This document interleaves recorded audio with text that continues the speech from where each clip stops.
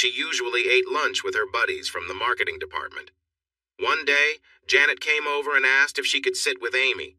Amy was surprised by how much they had in common, and soon they were enjoying lunch together every time Janet was in the office.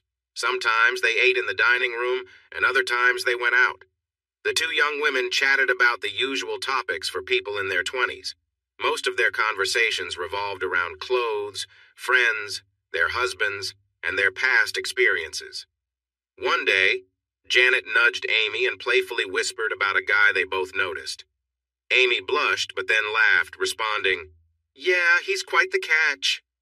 After that day, they felt more comfortable with each other and shared stories about their college days and life before marriage. Amy discovered that Janet was quite adventurous, while Janet found out that Amy had a fun-loving side. About 2 months later, Janet came into the lunchroom with exciting news. Clara, Mr. Harriman's administrative assistant, had taken a job elsewhere, and Mr. Harriman had offered Janet her position. She beamed at Amy as she shared the news. "Isn't that fantastic? I've been waiting for this opportunity for so long." Amy smiled at her friend and said, "I'm so happy for you.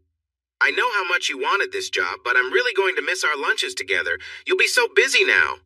Janet chuckled and replied, "Oh, you'll see me more than you think. Mr. Harriman has allowed me to invite you to interview for the job as my assistant. Do you want it?" "Oh my gosh, yes. I would love to be your assistant. Do you think he'll get it?" Amy asked, excitement bubbling in her voice. That night, Amy could hardly sleep, and the next morning she arrived at work very early. She wore her best work dress and worried that she might not look professional enough to impress Mr. Harriman. As soon as he arrived, he asked for Amy to come to his office. When she walked in, he studied her for a moment and said, "Well, Amy, Janet has told me great things about you. This interview feels more like a formality, but I still need to learn a bit more about you before offering you the position. I want to see how you interact with senior team members and discuss some job details with you." With that, Mr. Harriman walked around his desk and took a seat beside Amy. He placed his hand on her leg and leaned in closer. Looking her in the eye, he asked, "You know this job involves a lot of late hours and travel, right? There might be times when you'll spend more time with me in a day than with your husband. Will that be a problem?" Amy tensed a little when she felt his hand on her leg, but she didn't pull away. She wanted this promotion so much that she didn't want to upset Mr. Harriman. After thinking for a moment, she replied, "No, Mr. Harriman. That won't be an issue for me. I can explain it to my husband." Mr. Harriman kept his hand on her leg as he continued asking her questions. Most of them felt like they were just filling time. While talking, he lightly moved his fingers in small circles on her thigh, and Amy felt herself getting a bit nervous. She couldn't help but shift a little in her seat as she focused on the conversation. Eventually, Mr. Harriman decided to end the interview and stood up. Amy sat there, feeling a mix of excitement and anticipation. As he walked away, he made a point to squeeze her shoulder gently. "Well, Amy, I think you will fit in just fine. If Janet gives you the thumbs up, I'm on board," he said. They both looked at Janet, who nodded in agreement. Mr. Harriman gave her a quick pat on the shoulder before heading back to his seat. Overcome with joy, Amy jumped up and hugged Mr. Harriman. "Thank you, Mr. Harriman, thank you so much," she exclaimed. Flushing with happiness, she stepped back and added, "Oh, I'm sorry. I didn't mean to do that. I'm just so excited." Mr. Harriman smiled and replied, "That's perfectly okay, Amy. Since we'll be working closely together, you can call me Howard now. Why don't you go with Janet? She'll give you all the details about your new job and get the paperwork sorted out." Amy was thrilled about her new position and couldn't wait to share the news with her husband, Jeffrey. She loved the new salary, which was nearly double her previous income, along with the added benefits that came with the job. The initial training was straightforward and easy. Janet first showed Amy the paperwork for her new job, but it was nothing she hadn't seen before. As a marketing assistant, she had already handled much of that work. The main new tasks were arranging business meetings and entertaining customers and vendors. During their early conversations about the job, Amy sometimes felt young and inexperienced. She chuckled to herself about it. After all, she was only 26. She was surprised to learn that they sometimes held outings for their customers and suppliers, especially to places she hadn't expected. After 6 months in her new role, Janet asked Amy to assist with a dinner meeting the following night. This would be the first meeting she would attend, even though she had helped set up several for Janet. When Amy arrived at the restaurant, she was led to a private room where special meetings took place. She figured this was so they could discuss business without interruptions. Inside the room, there was a table with 6 chairs. Janet was already there and greeted Amy with a warm smile and a gentle kiss on the cheek. "There's a bar in the corner. Help yourself, then come sit with me for a moment, Amy. I want to go over the protocol before Howard and our guests arrive." Amy poured herself a glass of wine and sat beside Janet. She was taken aback by how stylish Janet looked in her fancy dress. It was elegant yet simple. After sitting down, Amy felt a bit startled but quickly got comfortable. Once they were settled, Janet smiled and asked, "So, Amy, how do you feel about the office part of your new role? Are you enjoying it? Are you ready to learn the more important social aspects of the job?" Amy replied, "Oh yes, I really enjoy working with you and Howard. It feels good to meet all the influential people. I feel like I'm making a real difference for the company. I've always dreamed of being in a high-powered environment, but I'm not quite sure what you mean by the social aspect." Janet explained, "Well, Amy, part of our job is to organize evening events for some of our most valued customers and suppliers. Also, from time to time, we travel with Howard for conferences and presentations. One of the most important parts of our job is to organize these meetings and be a friendly face during them. Most of the time, we provide our own entertainment instead of hiring outside help, because we like to enjoy ourselves while working. We do everything we can to make sure everyone is happy, no matter what it takes. Do you understand?" Amy was a bit unsure when she answered, Well, I'm not entirely clear on things. I understand I need to set up the meetings, arrange the entertainment, food, and places to stay. I'm just a little confused about the social side of the job." Janet laughed lightly as she replied, "Don't worry about that. You're a young, lively, and clever woman. From our conversations before the interview, I knew you would do well in that area. Tonight, all you need to do is watch and help out if someone needs a drink or something. You'll make sure you get home at a good hour. We can discuss everything more on Monday." Amy and Janet chatted for a few more moments until Howard came in with 3 other men. They clearly seemed to have been having a good time before arriving at the restaurant. Janet and Amy stood and walked over to greet them near the table. Amy remembered seeing all 3 men earlier that day at the office. She was surprised when they all gave Janet hugs and friendly kisses when they met her. It caught her off guard when Janet allowed them to be a bit playful before sending them into Howard's office with a laugh. Amy remembered hearing a lot of laughter and chatter coming from the office earlier that day. Twice, Janet had been called inside and stayed for more than half an hour both times. Each time, when she returned to the outer office, she seemed a bit flustered, with her hair and clothes not quite in place. Amy found it hard to believe that Janet was doing what it seemed she was doing, but felt too shy to ask. Now, seeing how Janet was dressed, Amy wondered if Janet was being unfaithful to her husband. They had only been married for a little over 2 years, and she couldn't imagine Janet doing something like that. As Amy and Janet approached Howard and the 3 men, he reached out and put his arm around Amy, pulling her close. He introduced her by saying, "This is Janet's assistant, Amy. She won't be with us for the whole evening. She's new in this role and still learning. We hope to have her ready for your next visit."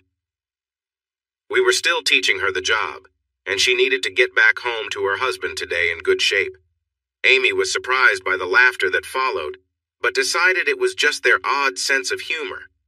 Once the men were seated, Amy and Janet stayed busy taking notes, giving them copies of the contracts they were discussing, and serving drinks. The men wanted them to sit at the table with them whenever they could. Amy and Janet sat with a guest on either side while Howard was across the table. After finishing the business talks, Amy had a few drinks with the men. Finally, Howard said it was time to eat, and Amy told the waiter to serve the meal. Throughout the nice meal, the man next to Amy kept trying to get too close. She gently pushed him away several times and was planning to tell him to stop. But when she turned to face him, she was shocked by what she saw. Janet was leaning in close to the man beside her. Amy watched in surprise as the man next to her touched Janet's arm and seemed to be enjoying her company. Janet smiled and seemed to welcome his attention. Amy felt speechless as she noticed the relaxed atmosphere at the table, with laughter and playful exchanges. Howard looked at Amy and smiled, then said, "It seems Janet is having fun right now. Could you please get everyone more drinks? Unless you want to stay longer, I think you should head home. I believe Janet can manage the rest of the evening." That first evening stuck in Amy's mind for a long time. She left the meeting feeling strange and confused. When she got home, her husband Jeffrey noticed her mood and asked if everything was okay. She didn't want to share what was on her mind, but replied, "Oh, honey, after the business part of the meal, Howard, Janet, and the customers wanted to relax a little. Howard said he and Janet could handle things, so I decided to come home. Some of Janet's actions surprised and worried me. It's nothing you should concern yourself with. I'm sure I'll sort it out on Monday." All weekend, Amy found herself worrying about what Janet might say or do around her husband. By Monday morning, she still didn't have any answers. Janet's bright smile and cheerful hello on Monday made Amy think again. She couldn't understand how Janet could have acted so normal after what happened on Friday evening. When Amy entered the office, Janet noticed her quiet "good morning" and looked at her with concern. "Amy, what's wrong?" she asked. Amy fidgeted and avoided making eye contact as she responded. "Nothing, Janet. It's just, how could you do that to Danny?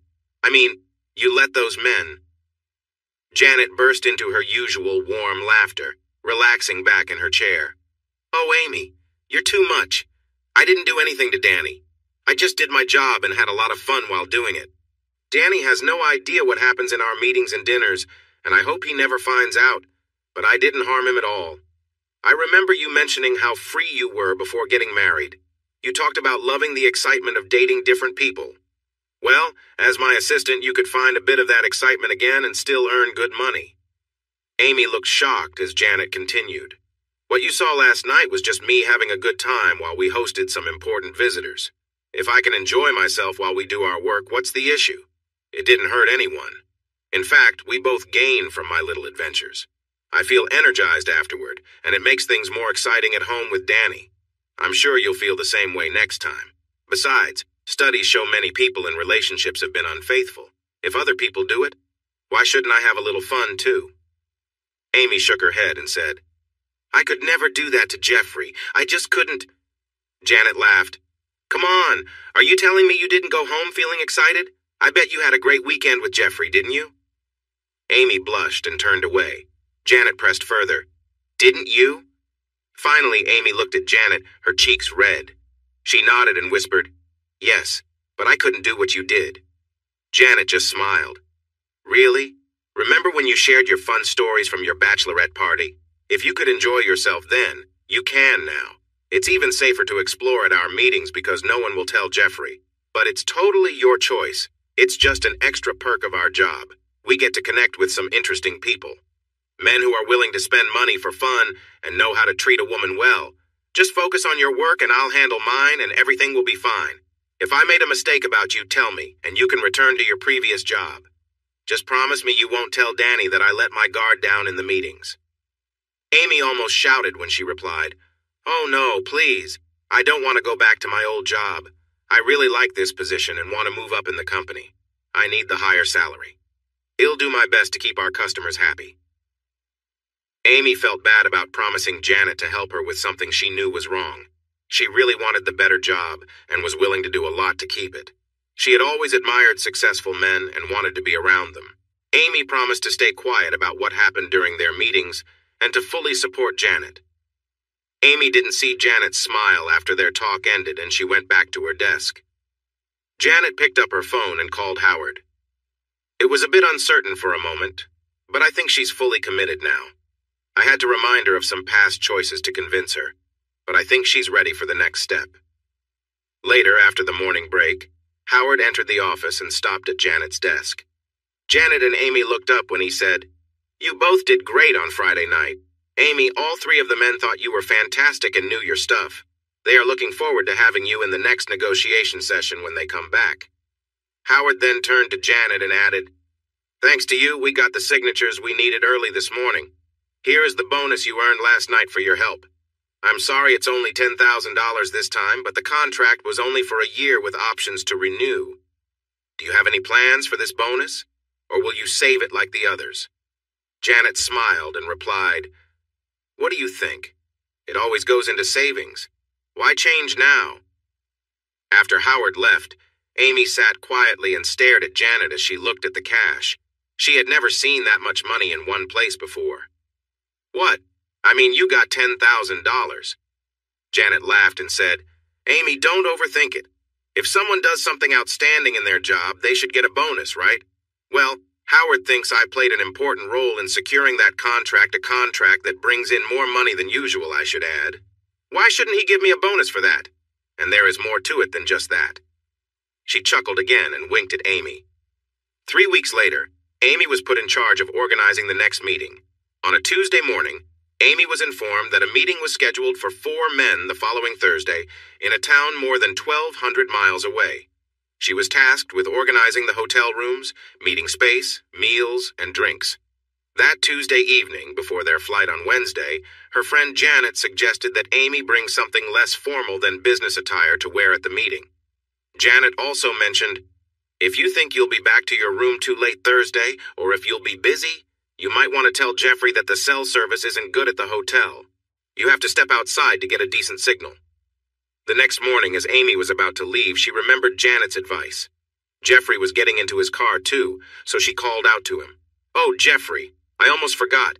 Janet told me the hotel we're staying at in Sacramento has really bad cell service inside. If you can't reach me, just leave a message or call the hotel. Feeling a bit relieved, Amy backed out of the garage with a small smile. Jeffrey had never asked which hotel she was staying at. On the day of the meeting, Amy was so nervous she could barely think straight. Once the meeting room was ready, Janet noticed and took her to the bar for a drink. Have this, Amy. You look really tense. This is just a business meeting and a bit of fun. Don't worry too much. We have 4 important men and Howard to entertain, and we want you to feel comfortable. After the meal, as the dishes were cleared away and conversations flowed more easily, Amy started to relax. She and Janet were busy serving drinks. At first, Amy tried to stay a little distant, but as the night went on, she found herself enjoying the lively atmosphere. Once she returned to her seat between 2 businessmen she had been chatting with, she turned to one of them to check if he needed anything. Just then, she noticed Janet with the 2 men she had been speaking to earlier, and her eyes widened in surprise. The businessman beside her noticed her reaction and smiled. Well, he said, looks like we need to get with the program, don't it, Amy? After he said that, he leaned toward her for a kiss. Amy was so horny, she leaned toward him and returned the kiss. When the man she was first kissing broke the kiss, the man on her left pulled her toward him and began kissing her. Amy moaned again. Before she knew it, she was having her first orgasm. Janet came right after she did. Amy opened her eyes and turned toward him when she heard Howard say, What say we adjourn this meeting to more comfortable surroundings? All 4 men said that was a great idea, so they all 7 straightened their clothes for the walk through the lobby to the elevators. The elevator doors weren't fully closed when Amy felt her top being pushed below her breasts. When the elevator door started to open, Amy tried to pull her top up. Each woman stopped at the door to her room. Howard opened them and grandly gestured the lovers into their rooms. He followed Amy and her men into her room, and then opened the door connecting the 2 rooms. After this second orgasm, Amy's night degenerated into a thankfully the girls got some more sleep on the flight home, so they didn't look too bad when their husbands picked them up at the airport. Howard smiled and shook each man's hand as he said, You guys ought to be proud of these 2. I don't think I would have gotten the contract signed without them, and I am positive we wouldn't have got as good a price without their help.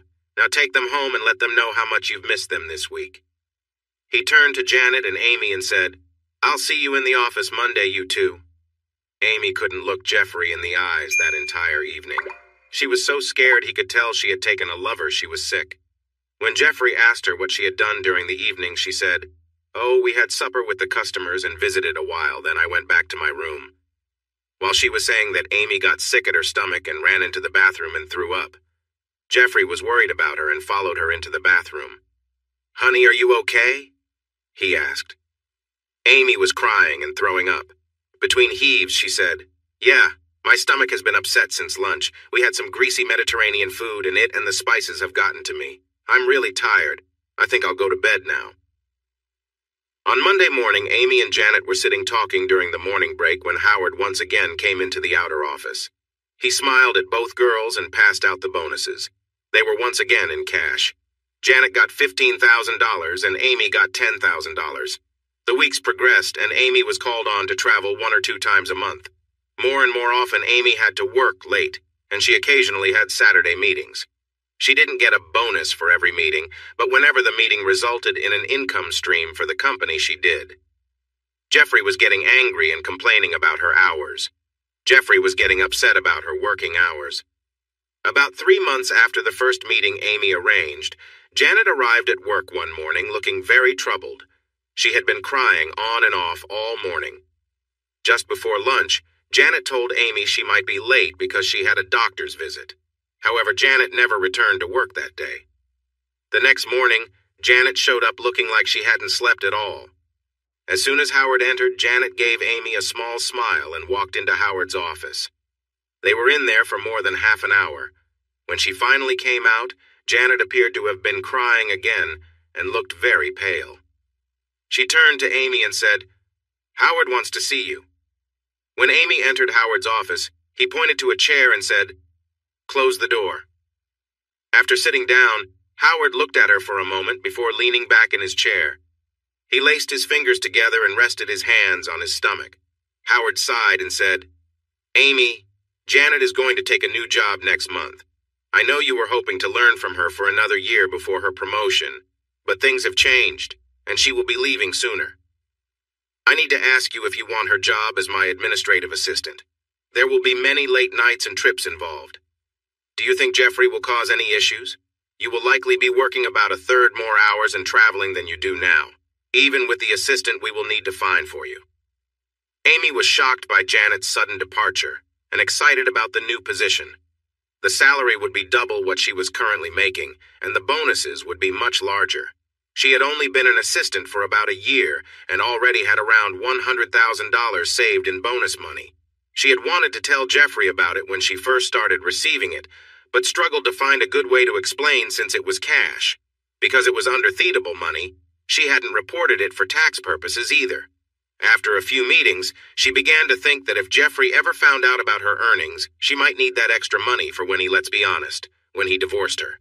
Because of this, Amy had built quite a secret stash, and the new position would allow her to save even more. Janet's bonuses were often higher than what she received for each meeting they attended together. Once Amy and Howard finalized the details of the transition, Amy walked back into the outer office. Janet's eyes were red, and she held a damp tissue in her hand. Amy put her arm around Janet and asked, "What's wrong, Janet? Is there anything I can do to help?" Janet shook her head and whispered, "I'm pregnant. Danny and I have been planning to start a family, but I'm not sure if it's his." "Oh, Amy, I think I conceived during that first meeting you set up. I forgot to take my pill until it was too late." I didn't remember until the next morning, and I couldn't get the morning after pill. I tried to tell myself everything would be okay, but now I wasn't so sure. The timing doesn't fit for this to be Danny's child. I feel lost about what to do. If I choose to end the pregnancy, I worry Danny will find out. But if I don't, he might notice the baby isn't his. What will I do? That night, Amy went home early. She was excited to tell Jeffrey about her promotion. But when she did, he didn't seem happy at all. He asked, "Is there any way you can back out?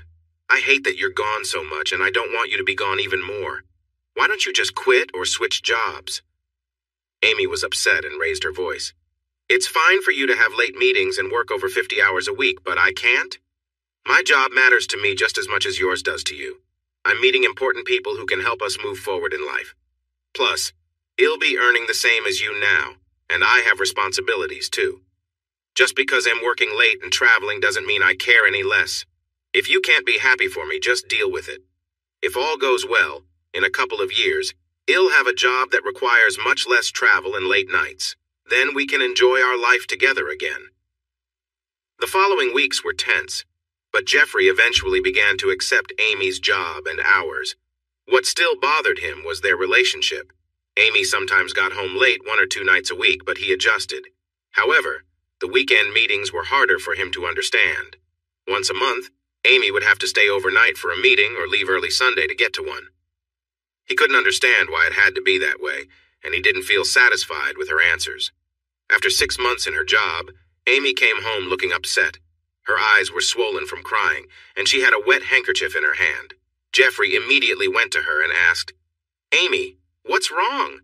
She wrapped her arms around him tightly and said, "I had a drink after work with Janet, and she told me Danny is divorcing her. You know, she got pregnant and found a less demanding job when I got my promotion. They had the baby, but it was a shock to Danny. When he saw the baby, he yelled at Janet and walked out. She hasn't seen him since. He didn't help her home, and when she returned, the locks were changed. Now she's been served with divorce papers, and he won't talk to her." Jeffrey looked at Amy and asked, "How did she get pregnant? I mean, what happened? Was she unfaithful?" "The few times I met her and went out with her and Danny, I thought she was very in love with Danny. I can't believe she even found time to be unfaithful if she was as busy as you are." Jeff's eyes widened, and he suddenly shouted, "Those work trips and late nights! She was being unfaithful to Danny, wasn't she? Why did you stay with her? Jeff stopped speaking and looked at Amy in disbelief. Amy felt her face turn pale, then red as she looked into her husband's eyes. What she saw there frightened her. Her stomach tightened and her knees started to wobble. Tears began to fall as Jeff asked, "Have you been unfaithful at those meetings?" Amy pleaded, "No. Many have shown interest, but no, I never." Jeff interrupted her, saying, "You better not have been. I've been worried for months that something was wrong with this. Now I think I understand. If I ever find out you were unfaithful to me, it's over. You'll be out the door just like the agreement says." He turned away and walked into the living room while Amy watched him leave, crying. The next morning, a Thursday, Amy opened the door to the garage and called to Jeff. "I'll be late again tonight, honey. We have another late presentation on the Stover proposal." After telling her husband, she hurried out, hoping to get in her car before he replied or caught up with her. Amy sighed as she shut the door without hearing any comment from Jeff. As she drove to work, Amy wished she could reduce her late nights and weekends before Jeff became too upset and did something rash. She loved Jeff deeply, or at least she thought she still did. Her new job took up a lot of her time and energy, leaving her little time to spend with him. The demands of her work also meant she had less opportunity to give him the attention he needed. In fact, being in her new role had made her feel quite content in that area, and the extra money was a nice bonus. She thought that if she played her cards right, one of the important men she worked with could help both her and Jeff find better jobs. Amy knew she only had about another year, maybe a little more, in her role before her boss would look for another assistant. Janet, the woman she replaced, had made it clear that clients often tired of the same person, and she needed to work hard for as long as she could. Normally, Howard kept an assistant for about 2 years. If she did well in her job as Howard's assistant, she could find another good position within the company, or he would help her find a similar or even better job elsewhere. After she left her job as his administrative assistant, if she stayed with the company, she'd only be asked a few times a year to help the new assistant with projects. Occasionally, a salesman or customer might want to see her. Janet had mentioned that over the years, this happened less and less. Staff changed, and people didn't know the past assistants, or they preferred the new, younger ones. Amy thought about her job and the money she and Jeffrey were making. She wished he would find a better job. If she could just convince one of her contacts to offer him a good position, things might improve. If he earned more, she might not have taken the job as Janet's secretary, or at least she wouldn't have kept it after finding out about the social side of the role. She was worried Jeff would discover what she was doing, but she wanted to make more money and live a comfortable life so much that she was willing to take the risk. Amy chuckled to herself and admitted that much of the time, being around the executives and salesmen was exciting. She got a thrill from her secret life and sometimes met some interesting people. She also hoped to use her connections to find better-paying jobs for both herself and Jeffrey. She sighed. Jeffrey was a business analyst with an MBA from a top school. Yet he was only earning $64,000 a year working for a small company in his hometown. Sometimes she puzzled over what a feed and farm supply store needed with business analysis. She had tried many times to persuade him to look for a better job, but he always said no. When Amy got home, she found a note from Jeff. He wrote that he needed to go to Steelville to consult with the management of the feed and farm supply store. He figured that since it was the middle of the week, she wouldn't take off from her job, so he just left. His note continued, "Since I'll be home for the meeting, I think I'll visit my parents for a few days. I should be back early next week. If you need me, just call my cell or Mom and Dad. He'll probably stay with them or at the resort." Amy felt her jaw tighten in frustration. She couldn't understand why he liked that small town. It only had about 1,000 people, and the nearest town with a larger population was 25 miles away. That was why she had wanted to work in Springville, where there was more to do, even though they didn't go out often. Even before she took her new job, Jeff didn't want to go out much. She had to persuade him to join the country club, and even then, he hardly ever went. It was hard to believe a grown businessman only played golf when he had to. Why he preferred fishing and hunting was hard for her to understand. She wished they could have lived in a bigger town, but Jeff only wanted to stay 70 miles from his home. Jeff hadn't told anyone he was coming back, so when he pulled into his parents' driveway, he wasn't surprised to find them gone. He guessed they were either out for dinner or visiting relatives. Since it was nearby, he decided to stop by his grandfather Fielding's house first and struck gold. The whole family was outside on the patio having a gathering. As he walked around the corner, his sister spotted him first and shouted, "Jeff, what brought you back from the city?"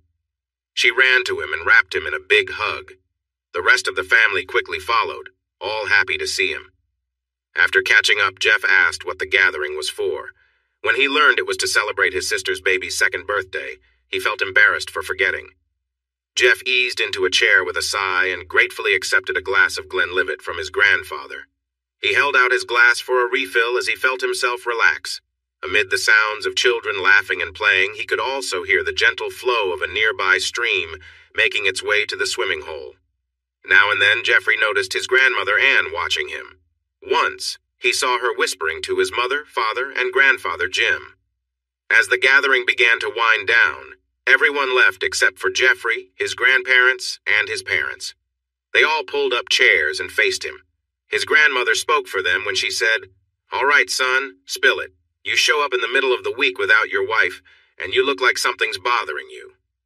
Now what's going on in Springville?" Jeff sat in surprise, realizing he was that easy to read. He opened his mouth but then closed it again. After taking a deep breath, he finally said, "I'm not sure if there's a problem, but sometimes I feel like Amy." "Just say it. What about Amy?" his grandmother urged. "Is she unhappy? Is she leaving? I can see something's not right. I've seen that look before." The other adults exchanged glances, and his grandmother turned a bit red. He remembered that she and grandfather Jim had divorced a little over 4 years ago, and then remarried after losing their second spouses in an accident. He wondered if her previous marriage troubles were similar. Jeff sighed and shook his head.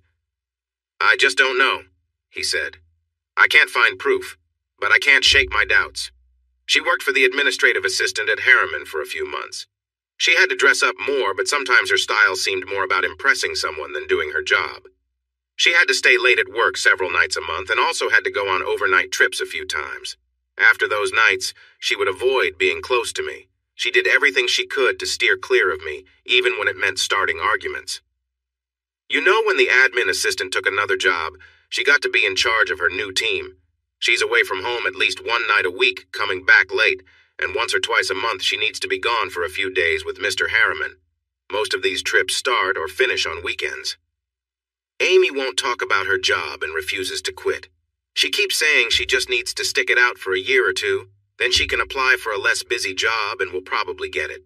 She acts like there won't be much competition. I've looked into it, and nearly all Mr. Harriman's admin assistants stay for 2 years after being in the assistant role for about 1 to 2 years. All his assistants are young, mostly in their 20s, and married. It seems he prefers married assistants. I didn't find any who were single applying for the job. I'm sure some would have been a good fit, maybe even better than a married woman since they might travel more freely. Some admin assistants don't last long in the job because many leave after their 6-month trial period. Those who make it past that time usually become Mr. Harriman's admin assistant. All the admin assistants either got jobs that paid the same or more if they stayed with the company or found similar paying jobs elsewhere.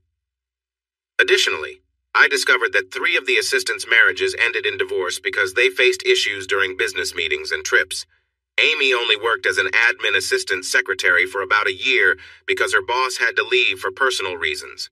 About 6 months later, her former boss had a child and her husband filed for divorce. The child's father was different from her husband. Considering how many meetings and trips they had, it seemed like her boss might have gotten pregnant while working.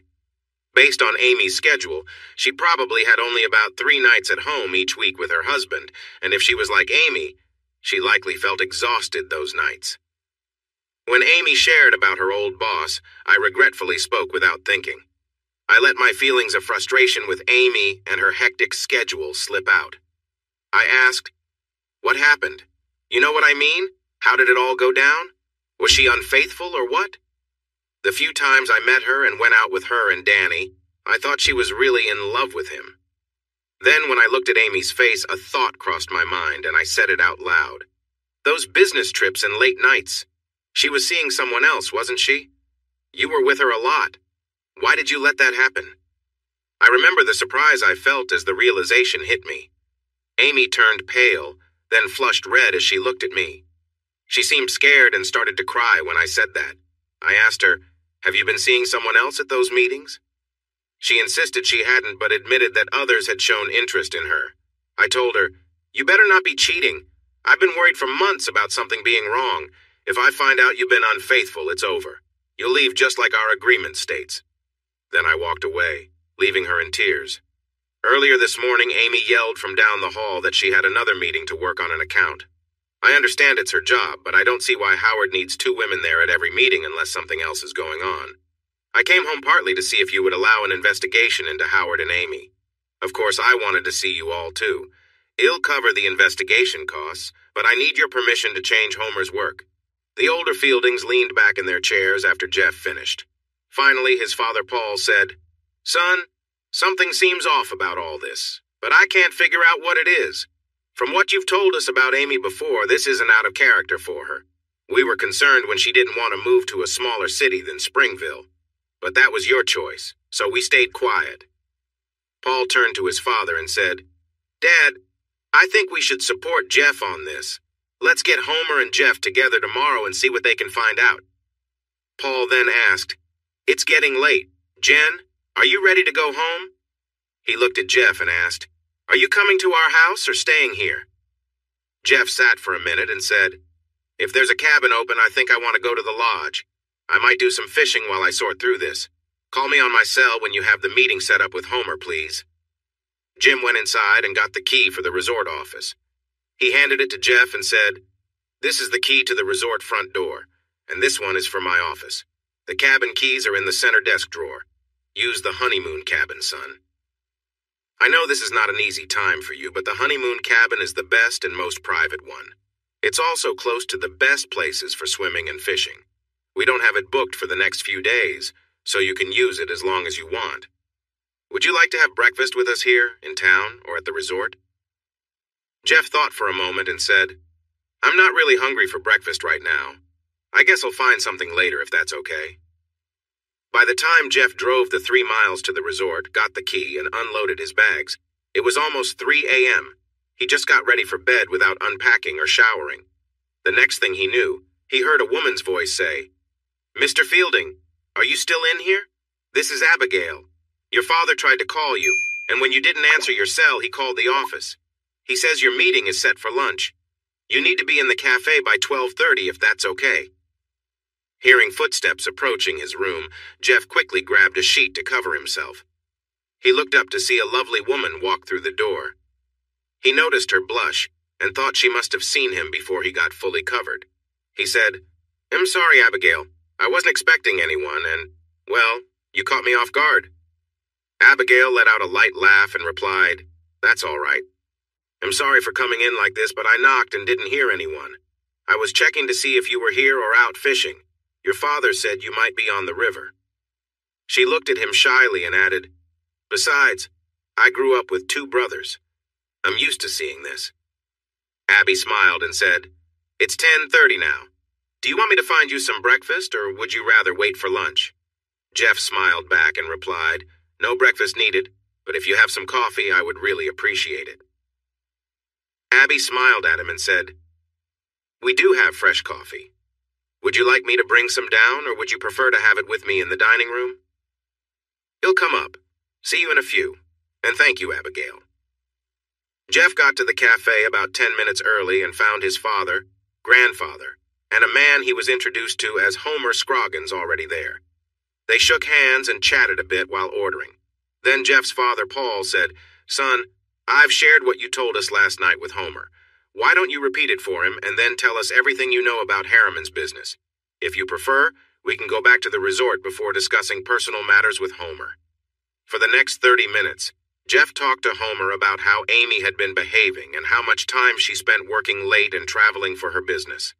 He shared what little he knew about former administrative assistants and their secretaries. Jeff was surprised he didn't know more about Harriman's business and promised to change that when he got home. All he really knew was that they printed various business forms. He researched companies and looked at their reports. It might be a bit harder since Harriman wasn't publicly listed, but he could still find useful information. He promised to gather what he could and share it with Homer within a week. Once they returned to the resort, Jeff invited Homer into his cabin and offered him a drink.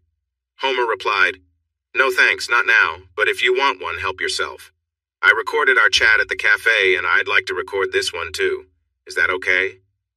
Jeff sighed but said, "Sure, go ahead." Then Homer asked, "All right, Mr. Fielding.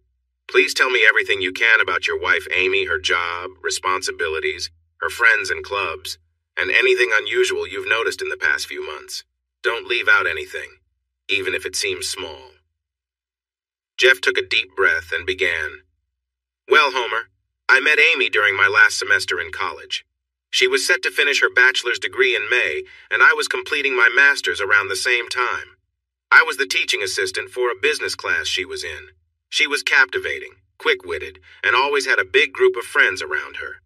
I was drawn to her, but I tried to keep my distance at first since I felt that was the right thing to do. I'm still not sure if she really struggled with the coursework or if she was just pretending, but she often came to me for help. Initially, we met at the library, but soon we would go to a nearby cafe after our study sessions to continue talking or just unwind with a drink. Before long, we started dating. I was captivated by so many things about her. Amy was caring and kind. We shared similar tastes in food and movies. We had alike views on politics and social issues. We enjoyed dancing and having fun together. As we grew closer, she started going out with her friends less often, and soon we were spending nearly every evening together. By Valentine's Day, I was deeply in love with her, and after a special dinner, I asked her to marry me. She said yes, and we set the date for June 13th, right after graduation. Everything went well. Her family liked me, and I liked them too. The only concern seemed to be my family. For some reason, they were not as taken with Amy as I was. They all told me she was clever, charming, and smart, but my grandmother especially warned me to be careful with her. She didn't think she was the best match for me. When I told everyone I was going to marry her, they put aside their concerns and helped us out. I wasn't sure if I didn't tell Amy about my plans after graduation, or if she just ignored me. But when I finally told her I planned to work for the family business and move back, she got upset.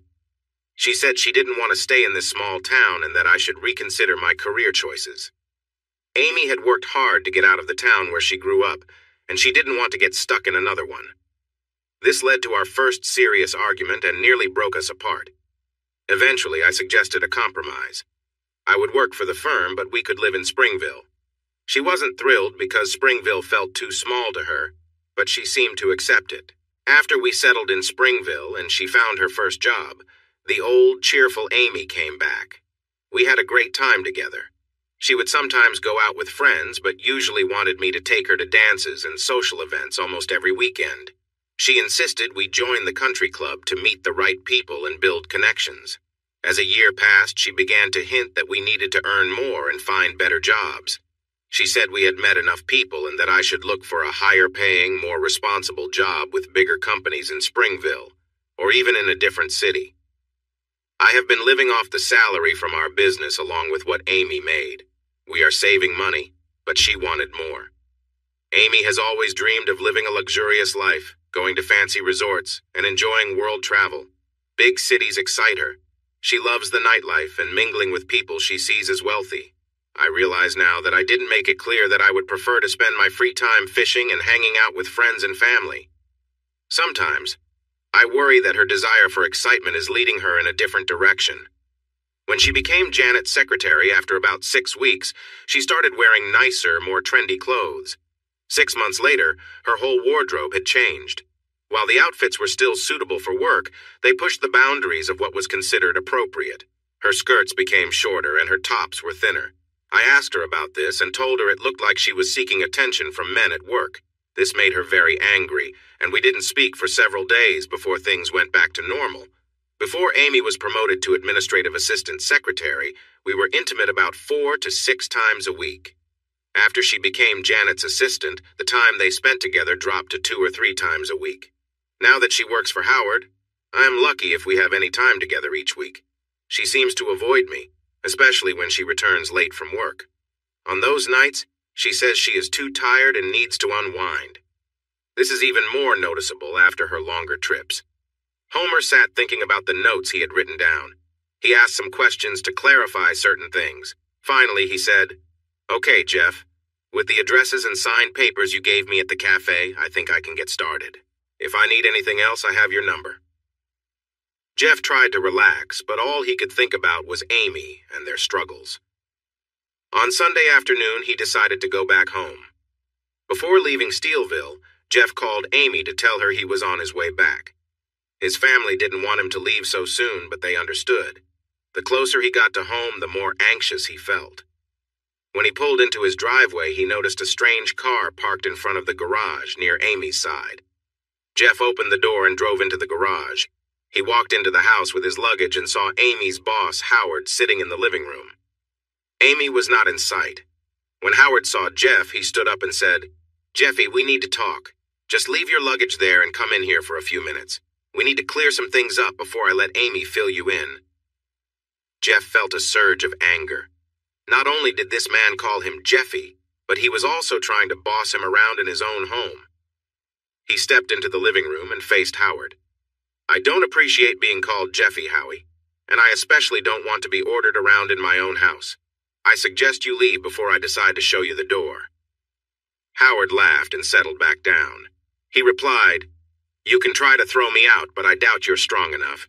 If you don't change your attitude, you'll find it very difficult. Now sit down and let me finish telling you how things will be from now on. Your attitude has upset Amy, and because of that, she made a mistake on a very important contract for me this past Friday. I lost a deal worth several $100,000 because she couldn't focus on the negotiations. I had 3 unhappy visitors this weekend, and it's your fault. I'm telling you to back off Amy and let her do her job. She is one of the best assistants I've ever had, and her skills in negotiations are unmatched. Your complaints and demands are messing up her ability to concentrate, and I won't allow that to continue. You have a minor role for a small company and think you are in charge here. Well, let me tell you something. I'm in a powerful position, and I won't let you disrupt my work. When Amy comes in, you need to listen to her and be supportive, or you will regret it." After that, Howard stood up and looked at Jeffrey with a sneer before he walked out the front door. Jeffrey was still in disbelief when he heard the bedroom door open. He saw Amy quietly enter the room and take a chair across from him. "I'm sorry Howard was so tough on you. I tried to convince him to back off, but he was really upset when he found out why I was bothered last Friday. The last straw was when I was too upset to help with the talks that evening. I asked him to let me talk to you, but he refused." "You know he has a point," Amy continued. "You have a great degree from a top school. You don't need to be working at a small place. Just support me for a year or 2 until I can find a better job. Then we can move to a bigger city where we can earn more money. I'm making connections that can help you get a strong job in a good company." Howard said if you keep pushing, he will ruin you, and he can do it. 4 years ago, a couple of his assistants' husbands did the same thing you're doing. He talked to them like this, but they wouldn't back down.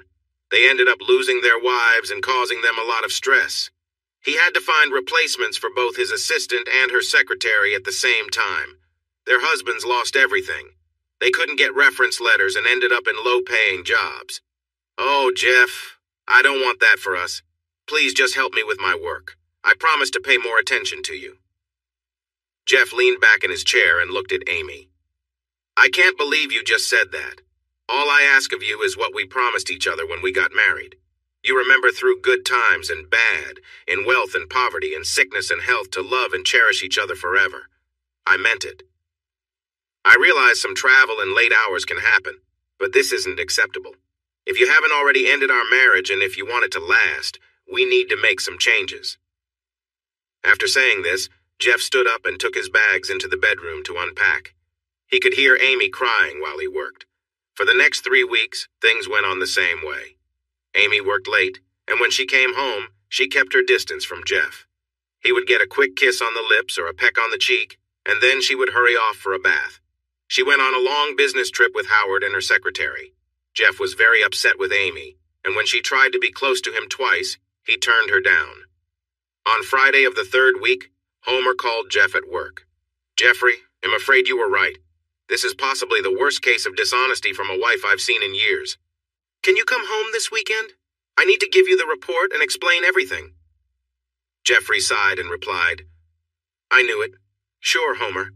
Amy's away on another long trip, so I was just going to be alone again. She won't be back until sometime on Sunday.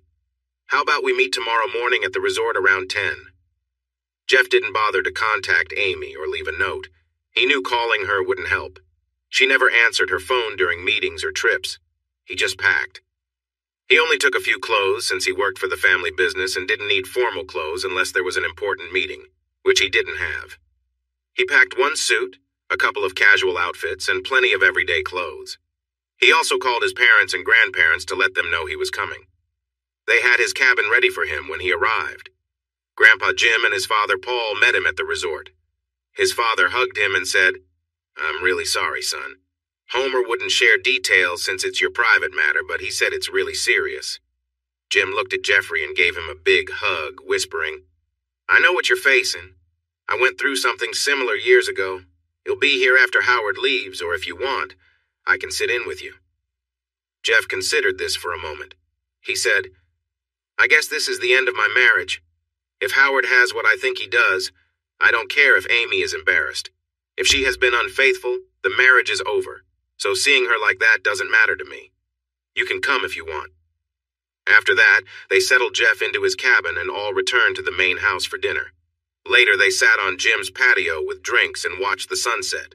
Jeff sighed and said, I really miss this place.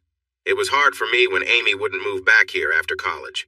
If I hadn't loved her so much, I might have come home alone, and we wouldn't have married. If things go as I think, I'd like to move our offices back here, if that's okay. Jim looked at Paul and replied, That sounds fine. I can't see anyone having a problem with it. I'll make sure, but you should plan on the move. It would be great to have most of the family around again. Finally, about 11 p.m., Grandmother Ann helped a very drunk Jeffrey back to his cabin and got him settled into bed, sort of. She assisted him inside and sat him down before helping him take off his shoes and pants. After he fell back onto the bed, she covered him with a blanket. The next morning, just after 8, Abigail woke Jeff up again. She knocked on the front door, and when he answered, she came in carrying a pot of fresh coffee. Mr. Fielding, your grandmother asked me to bring this coffee to you. You'll keep it warm on the stove. Would you like me to make you breakfast before your meeting with Mr. Scroggins? Jeff peeked out from the bedroom door and said, Thanks, Abigail. If it's not too much trouble, I'd love some breakfast. What can I choose from? Abigail smiled and replied, I can make a country breakfast with ham, sausage, or bacon, or a Western omelet with what I have here. I can also get pancake ingredients. Just let me know what you prefer.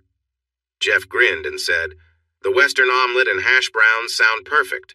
While you're cooking, I'll take a quick shower. After finishing the meal, Abigail went to the bathroom door to let Jeff know it was ready. She knocked but didn't get a reply, so she opened the door a little to tell him. She blushed when she saw him sitting on the toilet, looking at a picture of Amy and crying. The mirror was foggy from his shower, and he was only partly dry. Abigail quickly pulled her head back and called louder, "Mr. Fielding, your breakfast is ready." Jeff jumped and replied in a shaky voice, "Thanks, Abigail. He'll be right there." As Jeff was finishing his breakfast and chatting with Abigail, his father and grandfather arrived. Abigail quickly stacked the dirty dishes in the dishwasher and said, "Oh, I should head back to the office now. I'm sorry for taking so long," and hurried out of the cabin. The three men sat together, sipping coffee and chatting casually until Homer came by around 9:45 a.m. All three stood up, and Jeff opened the door when Homer knocked. After they shook hands, Jeff asked, "Homer, where would you like to sit? We can use the coffee table for documents, or we could go into the dining area." Homer looked thoughtful for a moment and then said, "I think we'd be more comfortable in here. If you want to watch the DVD while I'm here, we can, but I've seen it and suggest taking it to a lawyer without watching it first. Honestly, it's quite intense. My written report would be enough if I were you. Some of our team are still keeping an eye on Mrs. Fielding was at her meeting, which felt just like the others she had been to recently. We managed to get some recordings of her daytime activities, and it seems they are truly working on contracts and business deals during the day. However, after work hours, it appears your wife, her boss, and others involved begin to engage in intimate activities. Often, Mrs. Fielding spends the entire night with their clients. Mr. Harriman is there as well. The next morning, she sleeps in before returning to negotiations at lunch and for the afternoon session. Her assistant is also involved, but not as much during the evening events in Springville. We haven't been able to see what happens during her office meetings. The few dinner meetings at Springville hotels showed no inappropriate behavior. She did have one private meeting in a closed room that we couldn't access. I don't know what happened there, but our operative near the room reported some unusual sounds. He did see her enter a room with two gentlemen and stay for about an hour. She looked composed when she left, but as you know, that proves nothing. After gathering the details and documents from Homer, Jeff thanked him and walked him to the door. When he returned to the living area, he found his father and grandfather looking over the report. At times, one of them would express frustration. Finally, Jim tossed the report onto the table with a sigh. He picked up the DVD packet, studied it, and then handed it to Jeff, saying, "Son, I viewed the images of your grandmother and read all the reports. It's hard to take in. What do you want to do with this?" Holding the DVD packet, Jeff muttered as he moved to the player. While inserting the first DVD, he said, "I don't think I can handle much more, but I need to see it for myself. I understand if you don't want to watch, but I have to see at least the start." Jeff pressed play as his father and grandfather left the cabin. The DVD began with Amy, Mr. Harriman, and a few other men entering a hotel room. Amy was laughing and playfully batting at their hands. Her blouse was already open, and she seemed to be enjoying their attention. The camera focused in, and there was a mark on her shoulder. The date on the DVD showed this was filmed the week after the surveillance was approved. Once the door closed, Amy turned and embraced an older man, and they shared a long kiss. For about 5 minutes, Amy stood in the center of a circle of men, kissing and letting them fondle her. Howard had not undressed. He said, "My room is just through that door," and pointed to the connecting door. "If you need anything, just let me know. I'll see you at the meeting tomorrow morning at 10 a.m. Howard walked through the connecting door and pulled it partly closed. The men pushed Amy back to the bed, and she fell backwards on it. The older man was definitely in charge. The other three deferred to him and didn't approach Amy until he had chosen his position. Jeff was trembling while he watched Amy get ganged. After Amy relaxed, the silver-headed man pulled his head back and grinned. He said, "Damn, Amy. Doesn't that husband of yours take care of you at all? I think you're hotter than you were last month when we were in Springville." Jeff observed as Amy spent time with the men, and it became clear that they had developed a close and intense connection, sharing quiet moments and lingering conversations throughout the evening. Their actions spoke of trust and camaraderie as they leaned on each other in comfort and familiarity. After some time, Amy was left alone, visibly tired from the night. She took a moment to collect herself, then went to the adjoining room to find Howard, who was waiting quietly. They shared a few words before she moved to rest. Amy didn't say a word. She simply moved closer to Jeff, shared a quiet moment with him, and then returned to her room, where she lay down and quickly drifted off to sleep. Jeff sat in silence for a while before he stood, put the DVD back in its envelope, and filed it away with several others.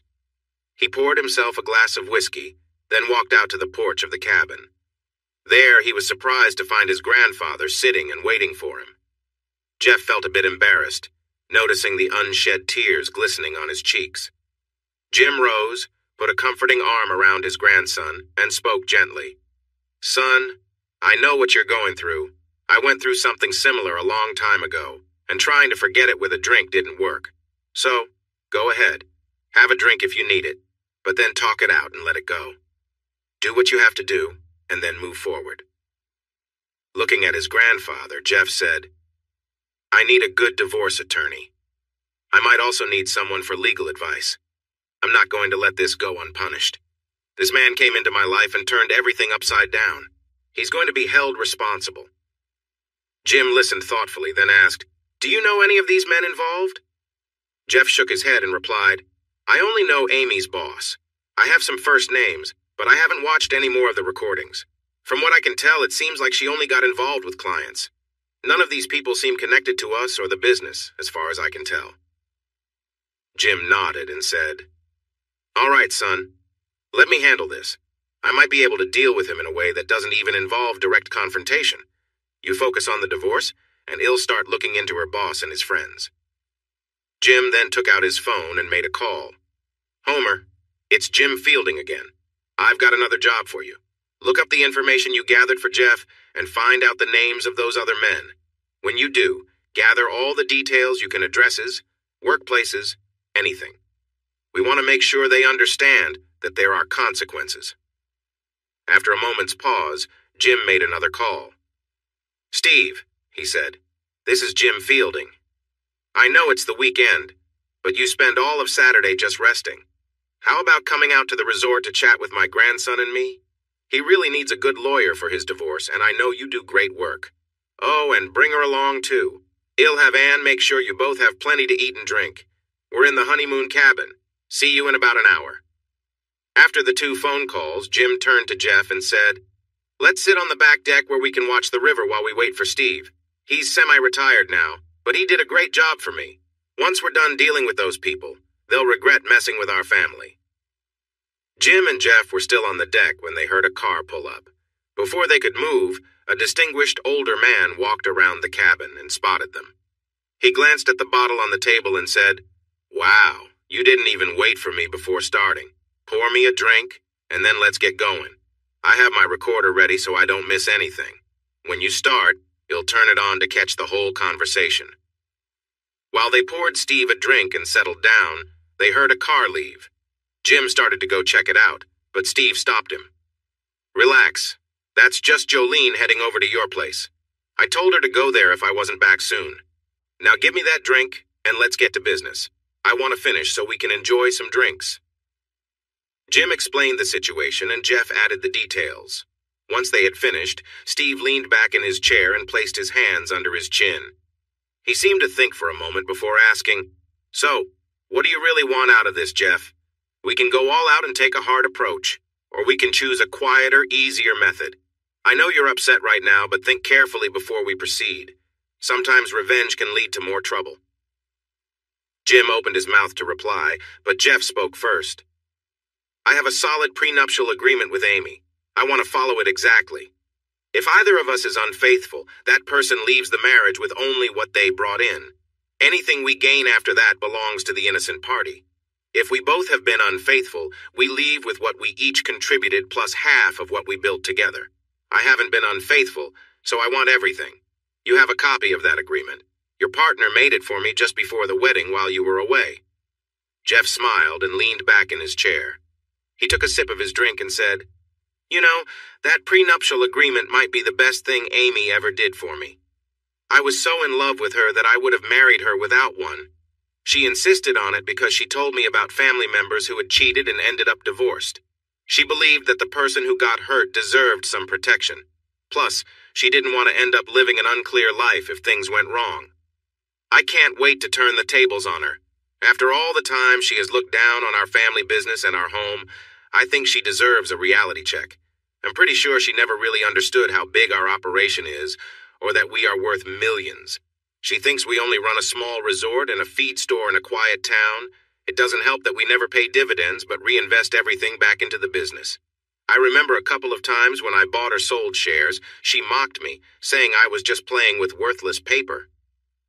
When Jeff stopped talking, Steve said excitedly, "Do we have a copy of the prenuptial agreement? Did we really draft it for you?" He laughed and added, "If Solange created a prenuptial for you, it has real strength, especially if it says what you claim. I'll check the files when we finish here." "When do you want this to happen? Would you like to talk to her first and see if there's a way to fix things?"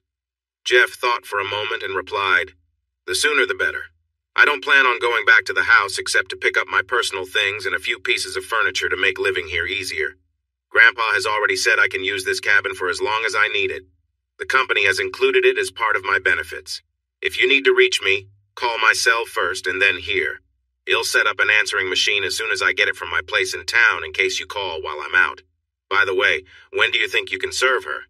I'd really like to get my things before word spreads." Steve thought for a moment and said, "If I find the prenuptial in the office, I could have the paperwork ready by Monday. He'll file it with the court Monday evening or Tuesday morning. Then it will just be a matter of having someone serve Amy in Springville. That could probably happen Tuesday afternoon or Wednesday." Jeff smiled and said, "Sounds good. He'll wait until she's at work on Tuesday before I start taking things out of the house. I don't want to give away my plans too early. I'd like for the papers to be served before Wednesday noon if possible, because she often flies out for meetings on Wednesday afternoons." I wanted her to understand that I was getting a divorce, and it was hard for me to face her boss again. The last time I saw him, he made threats when I found him in my house. I didn't want to get into a fight and risk going to jail. Steve looked surprised and raised his voice. "What? You didn't tell me he threatened you when you mentioned he spoke to you about Amy. What did he say?" Jeff replied, "I don't remember everything. He basically said he would ruin me and force me out of town if I didn't leave Amy alone. He claimed he had powerful friends to help him. He also hinted that he could be violent if he wanted to. I don't recall the details clearly now." Steve looked serious and said, "Before you go home, you should buy a small recorder. Keep it with you all the time. If you talk to Amy, her boss, or anyone involved in this, you need to record those talks. We might find something helpful. He'll ask Homer to keep an eye on Amy, your house, and her work." Jeff stayed in Steelville until early Tuesday morning, then took a 1-ton truck back home. A cousin accompanied him to help load it. Things didn't go as planned. Amy stormed into the house shortly after 4:30 p.m., just as Jeff was still packing. His cousin was in the backyard, so Amy didn't see him.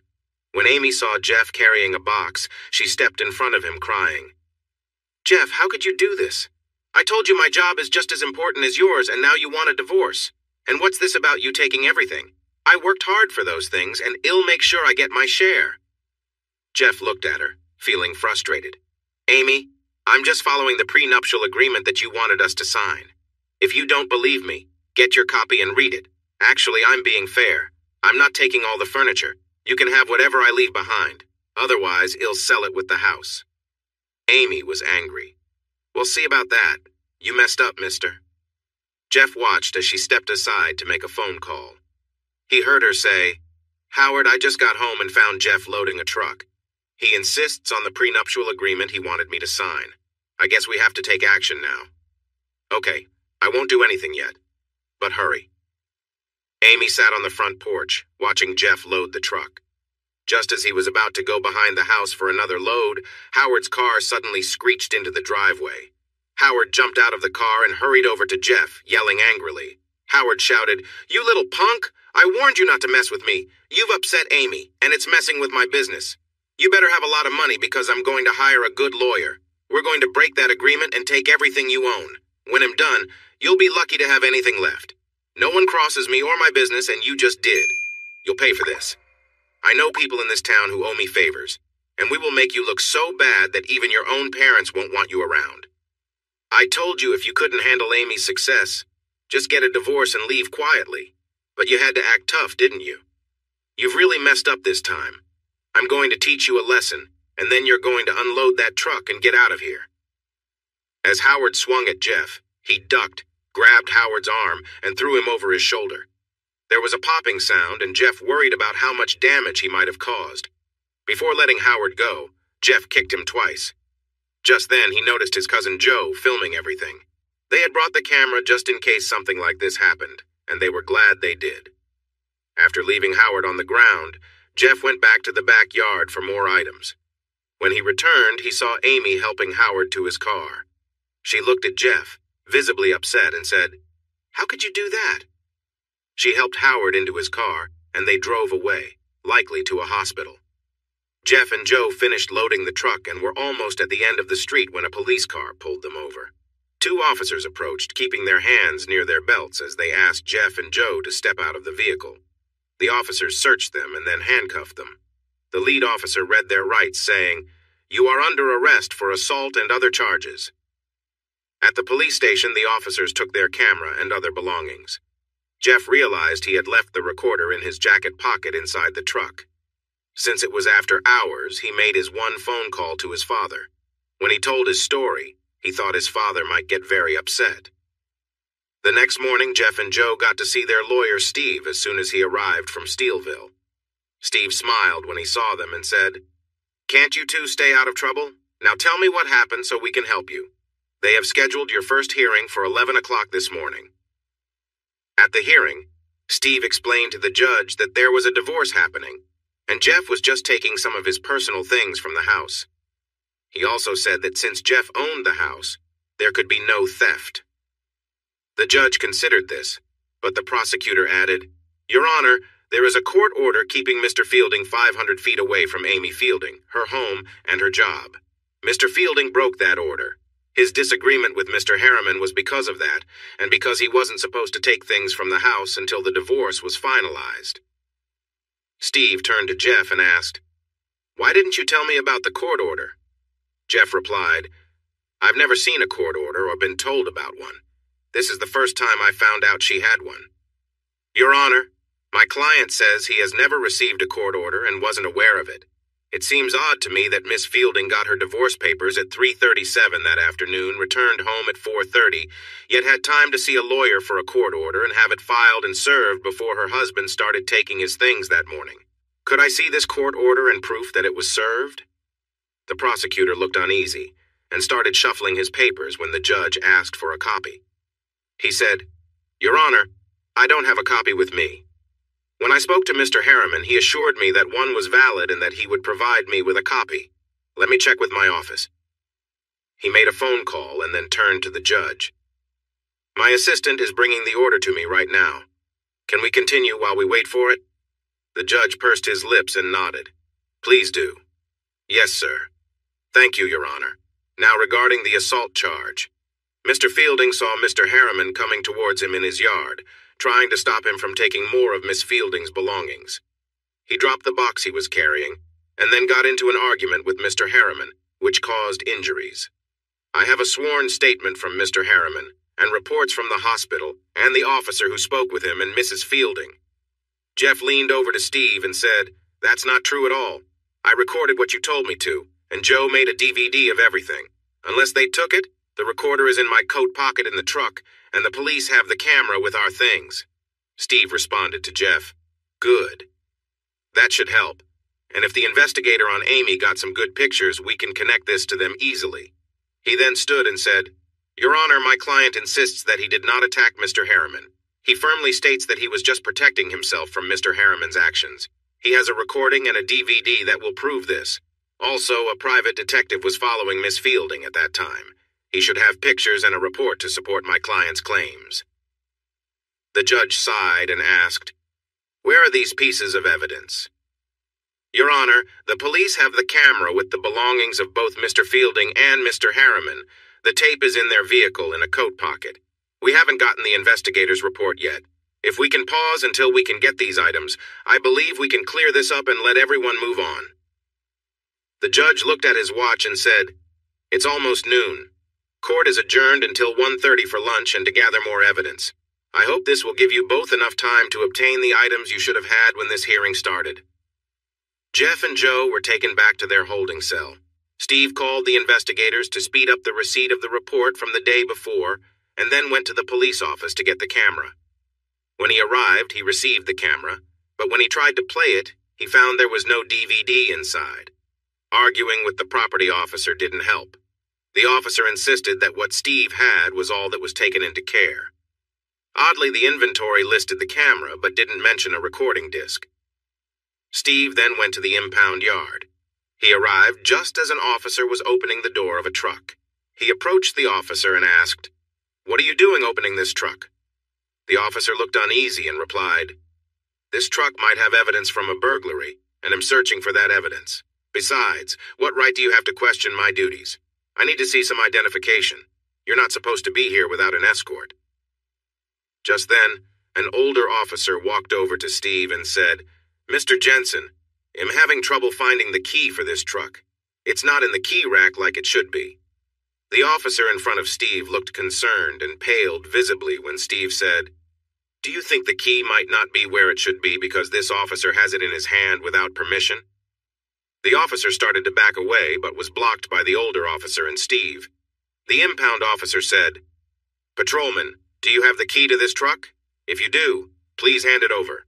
This gentleman has permission from the court to take a recorder that is believed to be in this vehicle." The officer slowly handed the key to Steve and began to walk away. Before he vanished from sight, the impound officer spotted him and asked to see his ID. With some hesitation, the officer handed it over and then quickly left.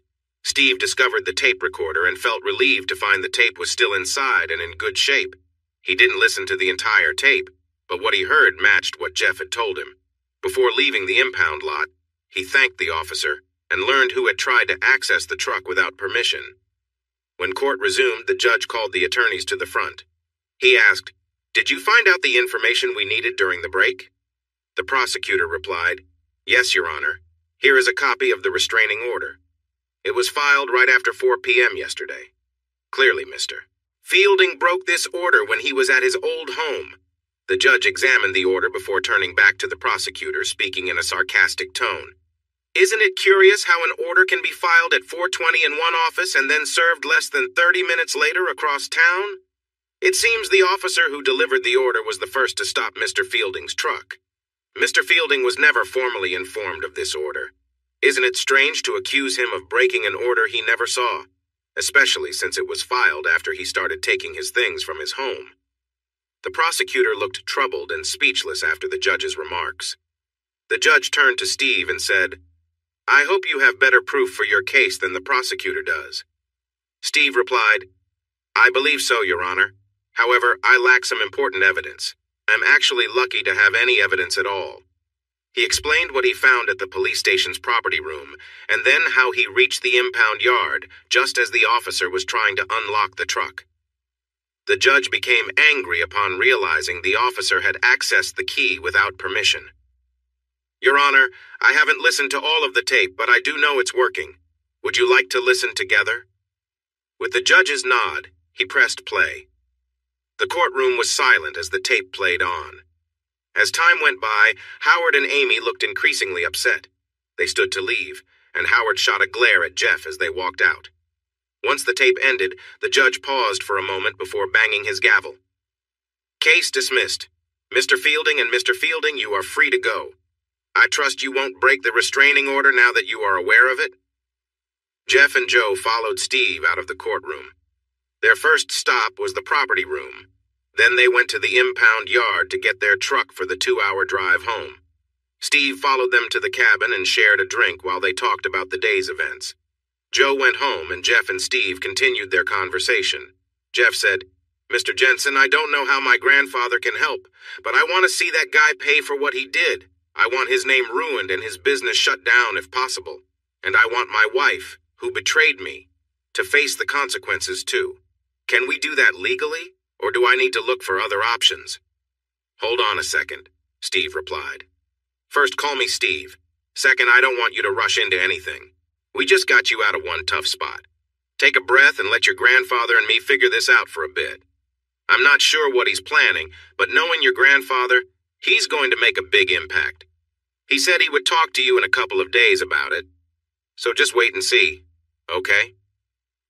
Jeff didn't have any important tasks at work, so he decided to take a few days off to relax and organize his things in the cabin. He turned the second bedroom into an office and displayed his personal items in the other rooms. He switched out some of the furniture with his own, but left most of the resort's furniture for use. Jeff saw Abigail several times each day and began to get to know her. She still brought him coffee in the mornings and either made his breakfast in the cabin or brought him leftovers from the lodge.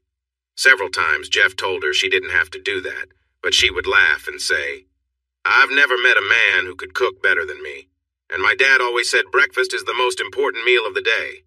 Your grandmother asked me to take care of you, and that's what I'm going to do." Unless Abigail was busy, she joined Jeff for breakfast, and he started to enjoy her company. One evening he was sitting on the deck watching the sunset and sipping a drink when Abby came down the path from the main lodge. She was clearly heading for the swimming hole, carrying a towel and cooler and wearing a modest swimsuit. When Abigail saw Jeff, she stopped to chat with him. They talked for a few minutes, and Abby finally climbed up on the deck to sit with Jeff. After a little more conversation, she said, "If I want to swim before it gets dark, I need to go. He'll see you in the morning." As she started to leave, she turned back and said, "Hey, why don't you come with me to swim for a bit? It's way too hot for you to just sit there with your drink. You need to let some of it out." Jeff didn't agree, even when Abigail asked him nicely. Finally, she went back to the deck and sat next to him. She leaned over, opened her cooler, and took out a black cherry drink. They sat quietly for a moment, and then Jeff turned to her and asked, "I thought you were going to swim. Why are you sitting here?" Abby looked at him and replied, "I don't want to swim alone, and I know it's not good to drink alone either. Since you won't go with me to the swimming spot, I guess I'll just sit here and relax as we enjoy the evening." Jeff watched her for a minute and said, "All right, if you're going to feel that way, I'll go with you. Let me get my swimwear." Abby smiled as she saw him walk a bit unsteadily into the cabin. She thought she heard him stumble while getting ready, but she didn't check. After they cooled off in the water, Jeff climbed out and lay back on one of the beach towels they had brought. Abby followed him. They were lying there talking and watching the sunset when Jeff asked, "Abby, I know this isn't my business, but why are you here? I've heard you say your parents moved away and left you. Why didn't you go with them? And why aren't you in college? You seem really smart, but you're working this job for our company."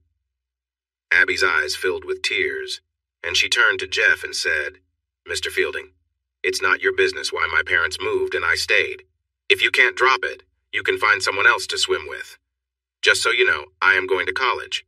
I take 1 or 2 classes each semester and I do well. I want to take more classes, but I can only afford so much right now. I have 27 credit hours completed. It may take time, but I will earn my degree. I'm studying hotel and restaurant management to manage a place like this. Now, can we change the topic, or should I leave?" After she said this, Abby stood up and started to gather her things. Jeff quickly got up too and took her arms gently. He looked into her eyes and said, "Abby, I'm really sorry. I didn't mean to upset you. I just wanted to understand more about you. If you don't want to talk about it, we won't. But if you need help, I'd be happy to assist." When he held her arms, Abigail tensed and tried to pull away. But when she couldn't get away, she stood tall and stared at him. Jeff remained firm, and finally, Abby sighed and relaxed. She said, "Okay, Jeff. I'm sorry I overreacted, but I don't like discussing that. I love this place and couldn't bear to leave it. My parents owned it but could never make a good living from it. When your grandfather asked Dad if he wanted to sell, he quickly agreed, and they headed to Kansas City to find their fortune. I didn't want to go, and since I was over 18, I didn't have to. It's tough making my way on my own, but I plan to stay here for as long as I can. Your grandfather lets me have a small room in the lodge as part of my pay. I can eat at the lodge too, so I manage. Sometimes I get really frustrated with Dad for leaving all of this behind." Jeff wrapped his arms around Abby to comfort her. She rested her head against him, feeling safe. He noticed her tears on his chest. Jeff sighed. It felt nice to hold someone close again. His thoughts wandered to how Abby was just the right height for cuddling. Then he gently kissed the top of her head. Abby, I understand completely. I plan to return to Steelville after college. I was deeply in love with my wife before I graduated, and we intended to marry after getting our degrees.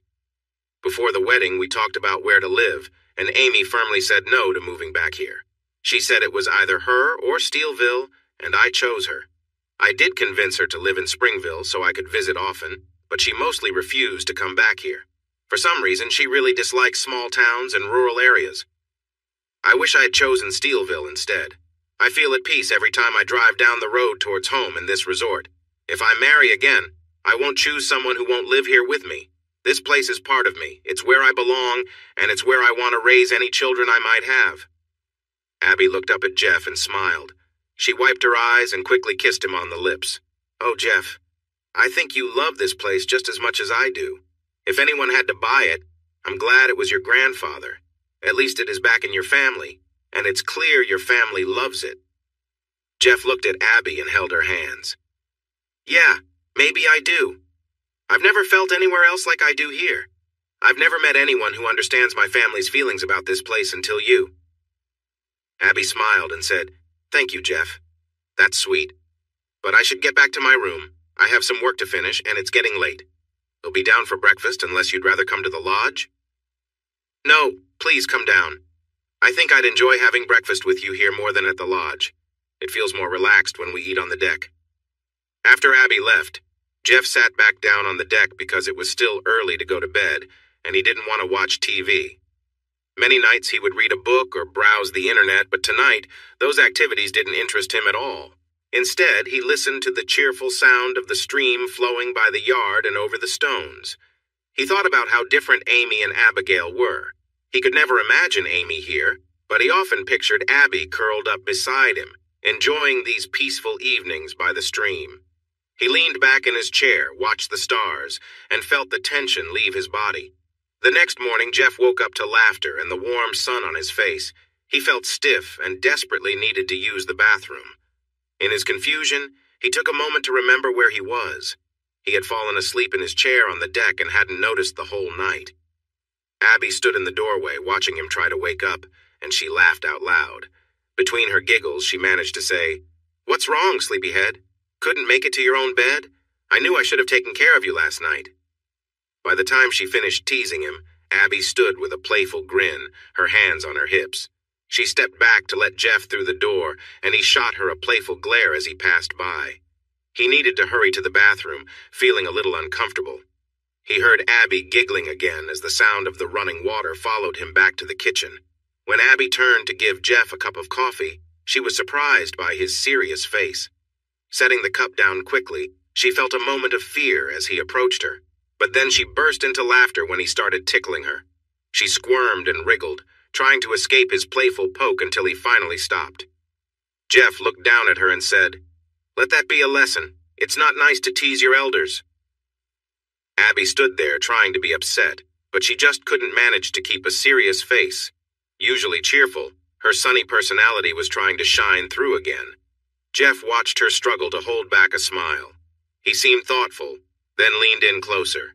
Their lips met, and as he gently opened his mouth, Abby slowly let her tongue touch his. She sighed and leaned against him as they shared the moment. When they finally pulled away, Abby turned away, her cheeks flushed.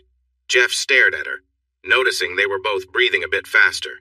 He reached out and gently turned her to face him again. She covered her face with her hands, and he gently took her wrists to move them aside so he could see her eyes. For a few moments, neither of them spoke. Then Jeff stepped closer to Abby, leaning against the cabinet and guiding her gently until she was positioned between him and the counter. He placed his hands on the edge of the counter, one on each side of her, and leaned down for a quick, gentle kiss. Abby kissed him back, and when Jeff pulled away, she turned and picked up the coffee cup again. She handed it to him, saying, Here, drink your coffee and behave. Do you want your breakfast now, or should we have some coffee first? Jeff reached past her to pour another cup and handed it to her. He took her hand and led her outside to the deck. They sat together, watching the sun rise and the warm light filtering through the trees around them. They enjoyed the peaceful sounds of cattle lowing in a nearby stream. They relaxed, taking in the beauty of the morning mist over the fields. Finally, Abby stood up and started toward the kitchen. Before leaving, she said, "I need to get your breakfast and get to work. Your grandfather will be upset if I don't." Jeff followed her into the kitchen and stood behind her, lightly resting against her as she worked at the stove. He nuzzled her neck gently, smiling when he heard her surprise and saw her shiver. He placed a soft kiss there, then pulled back and said, "Oh, I would never let him get rid of you. You know he values you. He said you could run this place on your own and he couldn't find anyone else like you. Besides, what would I do for company if you left?" Abby felt warmth in her stomach at his words. She wondered what was happening to her. She reminded herself that Jeff was married and couldn't possibly be interested in her. But why did he keep getting close to her? She smiled and returned to preparing their meal, enjoying his company. She had never felt quite like this around any other man. It was comforting, and she appreciated every moment he spent with her. Not long after Abby left the room, Jeff's grandfather entered the cabin and made his way to Jeff's office. Jeff had been trying to focus on his work and was frustrated with himself for letting personal issues distract him. He hadn't heard his grandfather enter the cabin and jumped when he spoke. His grandfather said, "Jeff, if you have a moment, I'd like to talk about what you told me regarding Harriman Printing and what we've learned about Howard and his friends." Jeff felt uneasy when he heard his grandfather say that. He took a deep breath and replied, "I really don't want to deal with that situation, but I guess we need to handle it." Jim sat in a large leather chair in the corner of the room. He leaned back and rested his feet on a footstool before he began to speak. "I finally heard from Homer. He has identified almost all the men Amy has been involved with since he started watching her and Howard. There are a couple he doesn't have full names for, but we know the companies they work for, and we'll get the names soon. Most of the men Amy has been with are married, and many have children. We have addresses for everyone we know and a lot of their personal information. Now it's time to decide how to approach them. That is mainly what I want to discuss with you. How tough do you want to be on the men involved with Amy? When this happened to me, I took a very harsh approach, but looking back, I'm not sure it was the best choice." Jeff took a moment to collect his thoughts. Jim noticed his face turned red with anger, and his breathing became heavy. Jim could see Jeff working to control his feelings before he finally spoke. "I want to make things difficult for Howard and Amy. I want to ensure all the unmarried men lose their jobs, and for the married ones, I want them to face serious consequences, especially those who knew Amy was married. I want to make sure their wives know everything we find out so they can make their own choices. I believe they should all face the music. I suggest we share our information with the authorities and those above them. If we can show they gave Harriman larger orders or paid more than others for the same documents, they might get into trouble with the law or company rules." Jeff's grandfather smiled at him after he finished. He said, "We are completely on the same page. If we handle this correctly, we might even be able to add a printing unit to our business. From what you've discovered and what Homer has found, I believe we can put enough pressure on Howard that he will have to either sell the company or go bankrupt. In either case, we could acquire it for a very low price. With that in mind, I've come up with a preliminary plan. It has a good chance of success, but it might take several months to complete." Jeff returned the smile and said, "Time isn't an issue for me. In fact, the longer we take, the more Howard will struggle. If we do this wisely, we can maximize his troubles and benefit ourselves. All I care about is making sure Howard and his friends know that I am the one causing them trouble. I want them to feel my effects and understand that I am in charge." Jim smiled and said, "I have no issue with that, but you should be careful. I have more experience in these situations, and I want to help you put the plan into action. We also need to keep Steve informed so he can help us stay within the law." The two men talked for a little longer. Then Jim left to have lunch at home. Jeff thought about making a sandwich but decided to go to the lodge instead. When he walked into the small dining room, it was just about the end of lunch. Abby looked up from her cleaning, surprised by the footsteps. A big smile spread across her face when she saw Jeff, and her heart skipped a beat. Abby didn't remember moving, but soon she was standing next to Jeff's table. Without thinking, she asked, I didn't expect to see you here. Do you want some lunch? Realizing what she had said, Abby blushed and bit her lower lip. Jeff smiled and replied, I thought about making a sandwich at the cabin, but I remembered how great you are at cooking and decided to come here and let you make me something. Maybe we can have lunch together if you have time. Abby beamed and said, Of course. I haven't eaten yet. Why don't we go outside? It's so nice out today, and I've been wanting to find a reason to go out. While they ate, Jeff kept glancing at Abby. Finally, she set her glass down after taking a sip and asked, What? Jeff seemed surprised and said, Huh? What's wrong? Why do you keep looking at me like that? At first you seem so calm and happy, then your eyes go blank and you seem far away. Have I done something? Is something wrong? I'm sorry, Abby. My grandfather and I have started planning against the men who took my wife from me.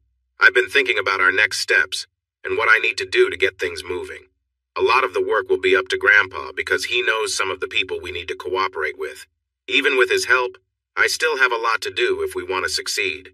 I don't like thinking about how busy he'll be because that means less time for our chats, fishing, and swimming. But I am looking forward to finally getting some justice. The next Monday, Amy entered Howard's office and sat down at her desk. She felt worn out from her weekend business trip and the ongoing divorce issues. She was close to giving up on trying to talk to Jeffrey. Each time she reached him on the phone, he hung up, and often he wouldn't answer if he saw her number. Amy was surprised when she realized a few weeks ago that she didn't really miss Jeffrey. Of course, all her personal needs were being met when she was working on deals for Howard. She remembered how she had influenced Jeff for so long and felt that if she could just get him to communicate with her, he would offer her more in the divorce settlement. She was grateful he hadn't caused her more difficulty than he had. Perhaps he was the weak person Howard said he was. Maybe he was worried about making too much noise because he feared facing those he considered better, as Howard had mentioned. When they were dating and engaged, Amy thought she truly loved Jeffrey. Now she questioned if that was true. She liked him a lot, and they had a great time in college, which made her believe she loved him.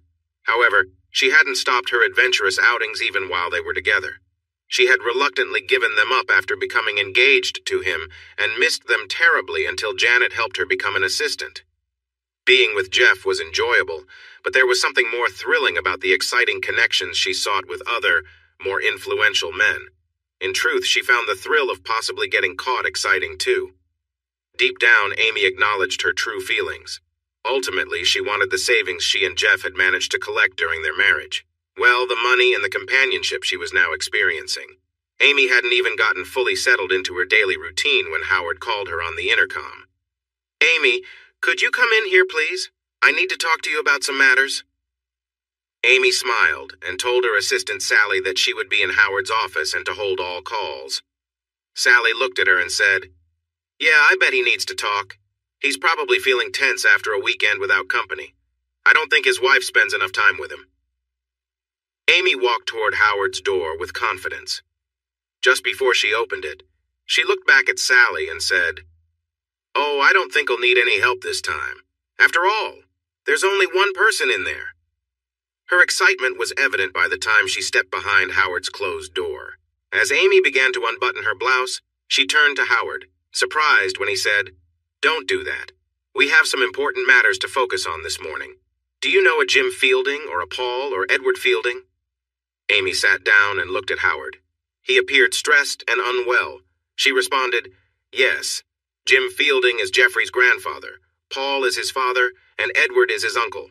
Why do you ask? I was playing golf this weekend with Stuart Roshowitz, and he told me that the order we are processing for them right now will be the last one we receive. I asked him why, and he told me it was because he had to choose between working with us or with Jim Fielding and his companies. This morning, right after I arrived at the office, I got a call from Rollins Manufacturing. They were canceling their order and told me not to reach out to them again. When I asked David Rollins why he was canceling, he said, I was fishing this weekend with Paul and Edward Fielding and learned some things I didn't like about your business. I have seen DVDs of you and your assistant speaking with my purchasing manager, and I don't like your approach. I have let my purchasing manager and his assistant go for giving you the contract. I understand the authorities are looking into their actions this week. Amy, I also received 2 faxes canceling orders this morning. I contacted Joe Randall about one of them and asked why he was canceling. He responded, "Howard, I know better than to cross the Fieldings and Steelville Feed and Farm Supply. I don't know what you did to upset them, but you should fix things quickly or your business could be in trouble. They are very serious about this. They told me that if I continued working with you, I wouldn't be able to work with them. They are a major part of my sales and own a good portion of my business." I asked why he was so worried about a small-town farm store. He laughed and said, "Either you don't understand or you don't see how important they are. Steelville Feed and Farm is like Missouri's version of Berkshire Hathaway, and Jim Fielding is their version of Warren Buffett. I wouldn't want to interfere with them." Amy felt a wave of fear. She lowered her head as Howard shared the troubles surrounding them. When she looked up at him, he had a tense expression and a pale face. He raised his voice, almost shouting, "Why didn't you tell me that your husband had this much influence?" I started to wonder when he managed to stop our first plan against him, and I was curious when he didn't react to our other attempts after he returned to that town. Now I see why. It was like I was bothering someone much bigger than me. "Amy, I think you should find another job. I can't keep you here much longer. If you hadn't put us in this situation, we wouldn't be dealing with this. Now please leave." Howard turned his attention to the papers on his desk. Amy stood up, tears in her eyes, and said, "Howard, I'm sorry, I just didn't know. They seem to live like they're just getting by. They don't have big parties or take fancy trips. It seems like they are always saving money. They live in that small town in those little houses. If they have money, why don't they show it?" Howard sighed and looked at Amy. He asked, "Do you know who Warren Buffett is?" Amy nodded, and he continued, "He still lives in the same house he bought long ago, and he is the richest man in the world. Did you ever check how much Jeff and his family are worth, or did you just think they were poor because they lived in the country?" Amy felt a heavy weight in her heart when she realized Howard was right. She had thought that since Jeff and his family were from the countryside, they didn't have much money. When she learned about the store, she thought they were just doing okay in their small town of Steelville. Now it hit her that she had given up something valuable in her search for excitement and connections in big city life. If she had focused on Jeff and played things wisely, she might have already had what she wanted. Why had she forced that prenuptial agreement? Tears filled Amy's eyes as she turned to leave Howard's office. Just as she reached for the door, Howard said, "Before you go, send in my new administrative assistant." As Amy stepped out, Sally hurried to her side and wrapped her arm around her. "What's wrong, Amy?" she asked. Amy replied, "Jeff and his family are causing problems for Howard. He fired me this morning. I didn't know Jeff was so wealthy. Howard asked me to send in his new assistant right before I left.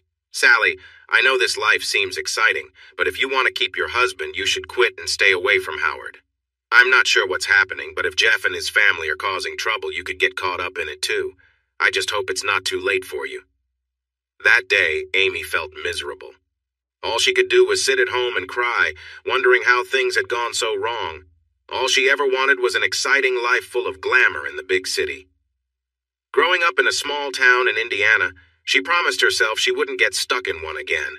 Her whole life had been about making more money and meeting important people, trying to rise above the dullness of small-town life. Now, just when she thought she had it all within reach, Jeff and his family had disrupted her plans. Amy felt angry as she thought about Jeff. How could he stand in the way of her dreams? She realized she had made a big mistake when she married him, but at the time, he seemed like a great choice. He was a teaching assistant at Wharton School of Business, after all. He graduated with top honors. He could have had any job he wanted and could have lived in any big city, or at least earned enough for them to vacation there. How was she to know about the part of him that wanted a simpler life? Amy was feeling sorry for herself when her phone rang. She let it go to voicemail at first, but picked it up when she heard her mother's voice. However, when her mother started to speak, Amy wished she hadn't. "Amy, how could you?" her mother said. "You had a wonderful husband and you messed it all up. You know your father and I aren't strict. We know about certain things because I caught you and your brother watching movies like that when you were younger. But honestly, I have never seen some things like what you did. We heard rumors in college, but we never imagined you'd go this far. How could you hurt such a good husband?" Amy tried to respond, but she heard her mother hang up. She dropped the phone and began to cry. That night, her phone kept ringing, but she didn't answer. Most of the messages on her voicemail were from friends and family who had received a copy of the DVD. One message stood out. It was from a man she had once met. He was angry and said, "You messed everything up for me. I lost my job and my wife is leaving me because of you. If I see you again, you better watch out. You tell your boss I'm coming after him too." The next few weeks were hard for Amy. She had no job, and even with unemployment benefits, her money was running out too fast. She cut back on everything she could. She had a lot of debt on her credit cards and began making only the minimum payments. She canceled her cable and all her memberships, but she was still losing money. She sent out over 200 job applications and had 3 interviews, but no new job came through. Even worse, the job she interviewed for offered only half of what she used to earn. One job interview got canceled when the HR manager found out she was connected to the situation that got their purchasing manager fired. He wasn't very polite when he told her. He simply said, "Miss Fielding, this company doesn't work the way you seem to. We wanted nothing to do with someone who thought it was okay to use their relationships to get ahead in business. I had to let go of a close friend because of the way you and your boss did things. We don't want anyone in our company who conducts business like that." Amy was heartbroken and cried all day, but there was little she could do. The day of her divorce hearing finally came. Amy didn't want to go, but her lawyer convinced her it was best. During the hearing, she caught herself watching Jeff. He looked handsome sitting there with his lawyer, and somehow he seemed more important and in charge than before. She wondered why she hadn't noticed that earlier. Despite her lawyer's efforts, they could not break the prenuptial agreement. The judge looked at her sharply when Jeff's lawyer presented a letter stating that she wouldn't marry him unless he signed the prenuptial agreement as she wanted. Who would have thought they would hold on to something like that? Finally, she leaned towards her lawyer and told him to stop fighting. She said to tell the judge she would accept the divorce and settlement as Jeff outlined. By that time, she just wanted it all to be over. She realized she had made her own mess and had to deal with it. Since the house was no longer hers, Amy spent the week packing and searching for a new place to live. She felt lucky to have hidden the bonus money Howard gave her. She had saved over $200,000 before losing her job, but it was disappearing fast. If she was careful, she could get by for a little over 3 years. If she could invest it and earn some interest, it would last longer, but she was nervous about doing that. What if the IRS found out she hadn't reported it? Amy was still upset that her parents wouldn't let her move back home. Living in her small hometown seemed better than losing all her savings. Her father went as far as to say they didn't want anything to do with her after everything that happened. Amy thought about staying with her sister in her college apartment, but her sister hadn't agreed to that yet. She worried their father would stop paying rent if he knew Amy was living there. On Monday evening, after her divorce was finalized, Amy sat at her desk looking for jobs online. She was ready to give up for the night when the doorbell rang. She got up and looked out the window. Sally stood at the door, crying and looking very sad. Amy hurried to the door and opened it just as Sally was stepping off the porch. Amy asked, "Sally, what's wrong?" Sally paused and looked at Amy. She replied, "Oh, Amy, you were right. I made one last sales call with Howard, and then I told him I was going to quit. I explained that I was scared to keep working because of what was happening with your husband and his family. I told him that the extra money and the work were not worth risking my marriage. He got angry and said that I couldn't leave because he needed my help to rebuild the business." Amy, I didn't return to work the next day, but it was too late. I received divorce papers for being unfaithful. I did get to talk to Darren before he left, and he told me that Jeffrey was the one who informed him. At least we didn't have a prenuptial agreement like you did, so I will get some of our shared assets. Oh, Amy, what am I going to do? I love Darren so much. I regret letting you influence my choices. You made it seem so thrilling, and the money would have helped. I had some truly wonderful experiences, but I always felt guilty about what we did. I'm relieved it's over, but now I've lost Darren. How could I have been so foolish? Amy invited Sally to stay the night. After they finished dinner, Amy called Janet to come over. The 3 women poured some wine and talked about their problems. They managed to resolve one issue. They all had some of the money Howard gave them as bonuses saved up. Janet had kept her house and some assets after her divorce. She offered to let Sally and Amy move in with her and share the costs. Since Janet had given her child up for adoption, it would only be the three of them. She made it clear that they would have to split all the bills evenly, including the house payment. But Janet would keep ownership of the house. Their share would be considered rent. Janet was the only one of the women who worked. She had left her job at Harriman Printing and found a low-paying job elsewhere before all the rumors started. Her boss had questioned her about Howard and her work for him. She explained she had gotten divorced because of a mistake and had left the company. She had no information about what happened there after she left. He frowned and said, "You've done a good job here. Just don't do anything that would get this company in trouble, and we will be fine." The three women stayed connected with friends, still working for Howard. They heard that Howard's business was in serious trouble. His wife had divorced him and took most of their investments and the house as her share. As Jim and Jeff dealt with the companies that had affected Amy, they made sure to keep things in check. Most of the men lost their jobs, and the company stopped working with Howard. Many of the wives divorced their husbands and took everything. Howard thought he had secured new contracts several times, but they fell through when it was time to finalize them. Whenever he reached out to company representatives, about 8 out of 10 told him they didn't want to go against Steelville Feed and Farm Supply. Howard's anger toward that company and the Fielding family grew stronger. He blamed them for his failures and developed a deep dislike for them. Howard had to let go of 3/4 of his staff. Now he only had a dozen printers, 4 salespeople, and 2 secretaries left. Some months he didn't print enough to cover his expenses. He sold his country club membership and was cutting personal costs, just like Amy and her friends. One Monday morning, just before lunch, Howard received a call that would signal the end of his company. His banker told him he had a week to catch up on his loan payments, or the bank would start making moves toward bankruptcy. The banker explained he was giving Howard a warning since they had been friends, and he had been a good customer. They would send the official notice later that day. Howard didn't take a lunch break. Instead, he started searching for other funding but couldn't find any. Due to falling sales and gossip about his financial troubles, most bankers wouldn't even talk to him. Those who did were unwilling to help once they learned how serious his situation was. By the end of that week, Howard felt completely defeated. On the Monday morning, the week after speaking to his banker, an attorney visited Howard in his office. The lawyer informed him that the bank would file the foreclosure papers that day and would place him into bankruptcy. Howard sat silently, unable to respond as the attorney finished speaking and left.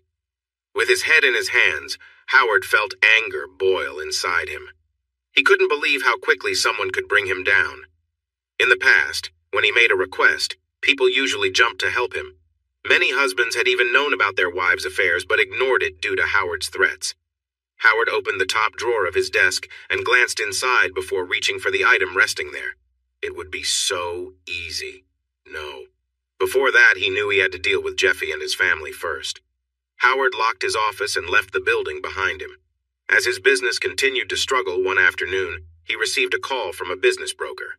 They got straight to the point. They were in touch with a company that learned Howard's business was struggling. That company might want to buy his printing business if the price was fair. Would he consider selling? At first, Howard thought about saying no, but then he decided to hear the offer. He was pleasantly surprised by how generous it was. Without looking at the details, it seemed they would pay off all his debts, and he would still have around $250,000 in cash if he sold to them. They made it clear that he needed to sign the contract right away and agree to never compete in the printing business again.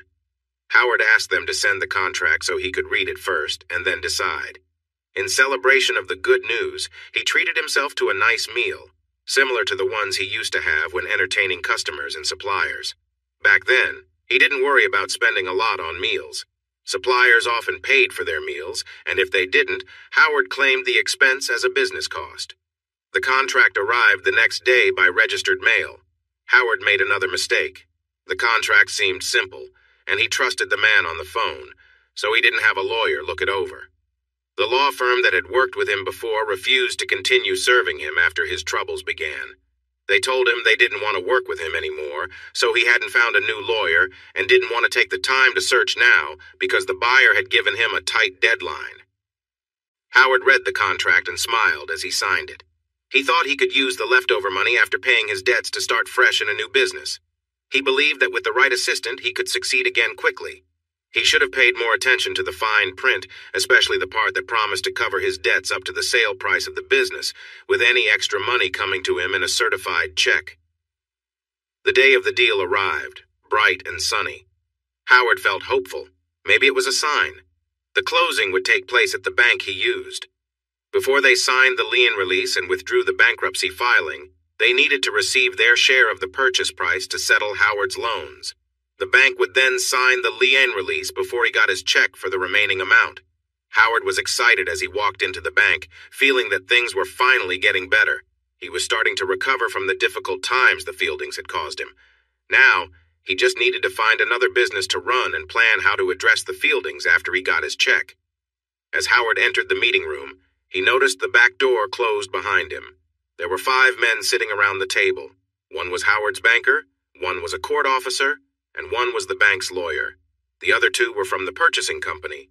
One was a lawyer, and the other was the chairman of the board. Howard thought he recognized the lawyer but could not recall from where. Everything felt very formal. Howard signed the papers where needed and smiled. The banker and the lawyers examined the documents. Howard's banker pointed out that the vice president of operations for Steelville Feed and Farm Supply had not signed one page.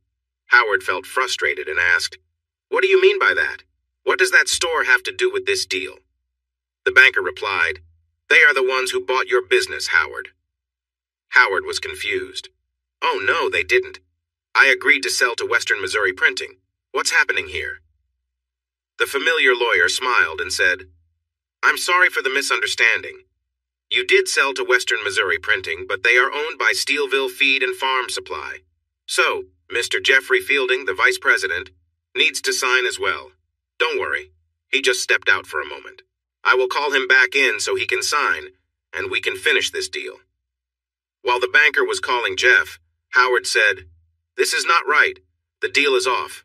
I'm not letting that store take my business." He reached for the documents, but the bank's lawyer picked them up first. "Howard, I'm sorry, but you've already signed these papers. That means they are a valid contract unless the buyer decides not to sign. The only way to stop this deal is by both sides agreeing, or if one side fails to sign." Just then, Jeff walked back into the room. "I'm sorry I missed the signing. I needed a quick break. Here, let me sign and we can complete this business." After the final signature, the lawyers checked the files again and handed out copies to everyone involved. The checks that were already prepared were given to the banker for Harriman Printing, and everyone began to put their documents into their briefcases. After the bank received their check, and the officer of the court got the paperwork to withdraw the bankruptcy petition, Howard sat and waited. He was so upset that it was hard to remain calm, but he wanted to wait until he got his money. He was shocked as he watched the other men continue to gather their papers and put them away. Finally, Howard spoke up. "Excuse me, gentlemen, but aren't you forgetting something?" The chairman of Western Missouri Printing looked around the room and said, "No, I don't think we are. Is there anything we missed, Steve? Or do you, Mr. Fielding?" The lawyer shook his head and kept packing his bag. At this point, Howard was feeling angry. He raised his voice. "You haven't paid me yet. I was supposed to get about $250,000 in addition to having the loans taken care of if I did my math right." "Oh," the chairman replied. "I completely forgot about the paperwork for that amount. Let me check. Yes, here it is. The remaining balance is $247,563. 79. Howard's smile returned when he heard this, but it faded when the chairman continued, "Here's the receipt for the distribution. I'm really sorry we didn't give that to you earlier." Howard jumped up yelling, "Distribution? What do you mean by that? That money was meant for me." The attorney said, "I apologize for the misunderstanding. You're correct. That was your money. But you must remember the lion on your assets if you sell the business. Your divorce agreement stated that you had to pay your ex-wife a share of the sale price if you sold during her lifetime. Unfortunately, after expenses, what you have left doesn't quite meet that amount. You'll probably hear from her and her lawyer soon to arrange payment." Just as Howard was about to leave, Jeff walked back into the room. Howard froze and felt his face heat up in anger. "You again? What are you doing here?" Jeff smiled and said, "Glad you're still here, Howie. I forgot to mention that I have some people here to take you back to your old office to collect your things. Sorry for the mix-up." Howard stood there feeling shocked. He was so angry he could barely move. He was baffled that this person was vice president of operations for the company that had just put him in a tough spot. He glared at Jeff and mumbled, "You're unbelievable," before storming out. In the hallway, he was met by a guard in uniform. The patch on his shoulder read 4 State Security Service, part of Steelville Feed and Farm Supply. The guard asked, "Mr. Harriman?" After Howard nodded, the guard continued, "I'm here to take you to your old office so you can collect any personal items before you leave the building. Shall we go?" Feeling defeated, Howard nodded. He started walking, and the guard followed him. When they reached the garage, the guard got into Howard's car with him. He said, "He'll ride with you to help you get back inside. My team will follow in our van." As Howard entered the building, he noticed another guard by the door. His receptionist didn't even look at him while he was led to his old office. He walked through the door and came to a sudden stop. Jeffrey Fielding was sitting in a guest chair talking to a well-dressed woman behind his desk. Howard felt his face heat up and exclaimed, "What are you doing in my office? Please leave!" Jeffrey glanced at Howard and responded, "First of all, Howie, this is no longer your office. I own this company now, and I can sit wherever I want. I was having a discussion with Mrs. Hartshorn, the president of our printing division, about our ongoing operations while we wait for the new plant manager. It's really none of your business." Jeff turned to Mrs. Hartshorn and said, "Maybe we should take a break while Mr. Harriman clears out this office. We've talked about everything we needed to for today." A few days later, Howard was on his patio cleaning his gun when one of his few remaining friends walked up. He watched Howard for a moment and said, "Howard, I've heard you've been spending a lot of time at the shooting range. I saw you this morning. Hitting the target 7 out of 10 times is good, but it's not enough. If you're thinking about getting revenge, you should reconsider." Howard looked at his friend and replied, "I don't know what you mean, Jack. I don't have much to do now that my company is gone, so I've taken up target practice. Is that wrong?" Jack responded, "It's fine if that's all you're doing. But if you're considering getting back at the Fieldings, you should know a few things. Jim Fielding is a retired Army officer. Paul Fielding is a retired colonel, and Jeffrey Fielding has military experience too and is still in the reserves. Most of their family has served, and many of their employees have as well. Even if you manage to confront 1 or 2 of them, it could end badly for you. I really think you should drop it and start fresh somewhere else." Howard sat in shock as his friend's words sank in. He sighed and said, "Yeah, sounds like a plan." The next day, Howard packed his few belongings and headed for the Pacific Northwest. He arrived in Portland, Oregon, with all his possessions in his car and strong feelings of anger towards the Fielding family. He sat in a budget hotel bar, reading through the job ads when another guest sat next to him. The unassuming man glanced at the job listings Howard had circled and said, "Looks like it's tough to find work. I've been searching for 3 weeks myself. What happened to you? Did the housing crisis affect you? Or was it the banking issues?" Feeling chatty that afternoon, Howard shared a simplified version of his story. He concluded with, "In short, I had everything I wanted. I had a wife who took care of our home and a business that made me a lot of money. Every couple of years, I would get involved with someone else for fun. My customers enjoyed the thrill of being with married women, but I made a big mistake. I got involved with the wrong woman, and her ex-husband and his family went after me. They had more power, and I couldn't stand against them. My wife divorced me and took most of what I had, except for the business. Then those Fieldings managed to take over my business and merge it with theirs. The lawyers told me there was nothing I could do because everything was done legally. Now here I am, starting over at 56 with almost nothing." His new friend looked at him and shook his head. He said, "That's tough. Looks like we're both in a similar situation. My wife caught me cheating, and she took everything from me too. Well, see you later." After the divorce, Jeffrey went back to Steelville to restart his work. The only bright spots in his life were Abigail and his success against Howard. He had won, but it felt more like a loss. He wasn't sorry to leave Springville, but he missed Amy a lot, even after everything that happened. No, it wasn't exactly her he missed. He missed the relationship he thought he had with her. He knew he would never get back with her, but he longed for the companionship they once shared. Jeff was at his desk when Abigail came in. She noticed his sad posture and the lost look in his eyes, and she felt a wave of sympathy for him. She didn't know what was bothering either of them. She had never let anyone get this close to her and didn't understand why she allowed it to happen this time. Abby also couldn't understand why Jeff hadn't moved on. It had been a year since his troubles began. He was divorced, and he had dealt with the man responsible for it, while his rivals had merged with a strong company. She heard that the Harriman printing division was already doing well.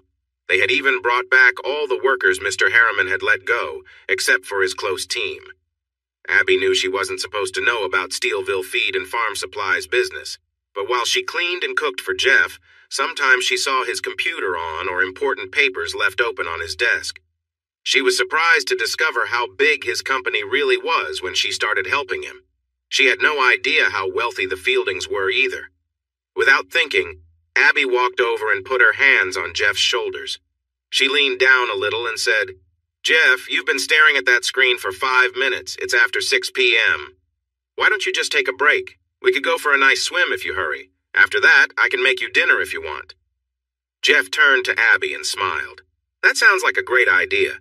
I can't focus anyway, so let's go." Abby laughed and quickly took off her shirt and shorts, revealing a bright red swimsuit. "I'm ready. What's taking you so long?" she asked playfully. She giggled and dashed out of the room just as Jeff reached for her. "Last one in has to clean up after dinner," she shouted while running toward the swimming hole. Jeff chuckled and sprinted after her, not bothering to change since he was only in shorts and a shirt. By the time he reached the edge of the water, Abby was about to dive in. They both jumped into the water at nearly the same moment. When they surfaced, Abby shouted, "I won! I won!" Of course, Jeff said he won too.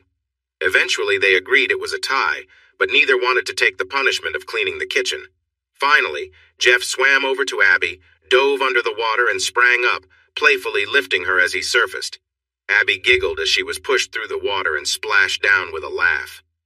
When she came up for air, Jeff was floating nearby. He swam closer, and Abby turned to stand in shallower water watching him. Jeff stood in front of Abby and noticed she seemed cautious. After a moment, he said, "How about a truce? Since it was a tie, I should take you out to a cafe for dinner. That way we both avoid kitchen duty. Sound good?" Abby looked surprised for a moment and then replied, "I guess we could do that. But why do you want to pay for dinner?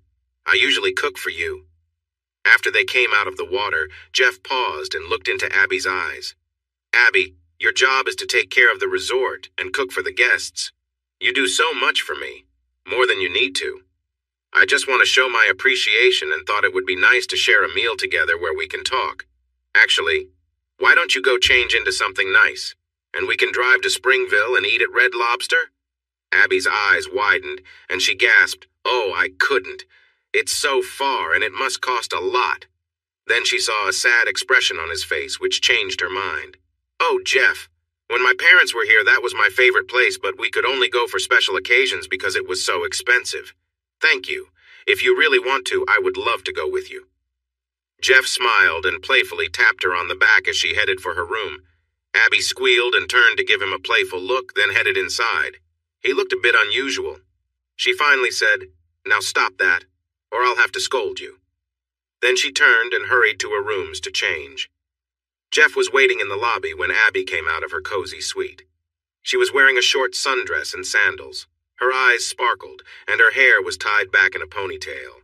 She walked with a lively step that seemed to say, "Look at me. I feel great and I'm happy to be here." Jeff smiled when he saw her and felt a rush of warmth. She was so lovely and seemed unaware of it, unlike many beautiful women. Amy had always been eye-catching and expected attention from men.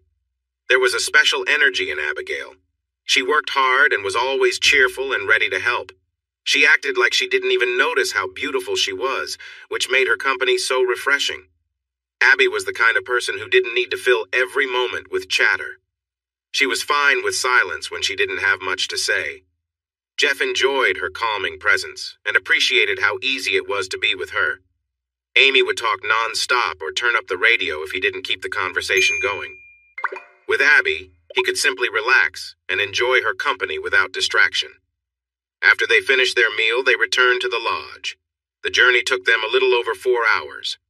Jeff parked his truck in his usual spot, and before he could get around it, Abby stepped out and walked up to him. She looked him in the eyes and said, "Thank you for the meal. It's been over 3 years since I enjoyed dining at Red Lobster, and I loved every moment." As Abby started to head toward the lodge and her rooms, Jeff touched her arm gently. "Abby," he said, "it's just a little after 10 p.m. Why don't you come to my cabin? We could sit on the deck and enjoy a glass or two of port. Grandma Ann always says that's the best way to end a perfect evening, and I agree with her." Abby looked into Jeff's eyes and said, "I'd like to spend more time with you, if you don't have anything else planned. But what is port? I've never tried it before." Jeff replied, "Oh, I think you'll enjoy it. It's a sweet dessert wine made from grapes and brandy. The one I have is made with red wine, but some are made with white. Both types are quite strong. The red port goes really well with chocolate." Once they were seated, Abby took a small sip of her port and coughed. "Wow," she said. "That's strong, but I think I like it." They talked and talked. Jeff kept their glasses filled, and Abby started to feel a little lightheaded. She glanced at the clock and exclaimed, "Oh no, it's midnight. I have to go. I need to work in the morning. Thank you so much for this lovely evening. It has been so special." Jeff got up when Abby did. He walked her back to the lodge. When she started to go inside, he reached out and touched her elbow. She stopped and turned to him. Her eyes widened when Jeff leaned in and gave her a soft kiss on the lips. "Thank you for tonight," he said. "I have really missed evenings like this. I just love to sit and talk with someone as nice as you. Thank you for a wonderful time." Jeff turned and walked away before Abby could say anything. She watched him walk back to his cabin and go inside before she went to her room for the night. The lodge telephone woke Abby from a deep sleep. She hurried to the office to answer it. A rough male voice spoke on the other end. "This is Major Simons from the Army Personnel Command. I need to speak to Captain Jeffrey Fielding, please." Abby felt a shock. She knew Jeff had been in the Army and was still in the reserves. She was worried about the call but knew she had to find him. She told the major he was in his cabin and she would connect the call. About 45 minutes later, Abby was getting ready to bring Jeff his morning coffee when she saw him come out of his cabin with a big dark green bag over his shoulder. He was in his uniform and looked sharp. She ran over and asked, "Jeff, what's going on? What did that major want?" Then she covered her mouth and said, "Oh, I'm sorry if you can't say. Why are you in your uniform? I thought your meeting was not until 2 weekends from now." Jeff looked at Abby after he tossed his bag into his truck. "Abby, I've been called up for a short tour. They said I would probably be gone for 6 to 12 months. It's a job that needs to be done quickly. I don't even have time to say goodbye to my family. I'll call them from the road. Could you please let them know what happened if you see them before I can call?" Fear washed over Abby when she heard that. A tear started to roll down her cheek when he bent down and gave her another gentle kiss like the night before.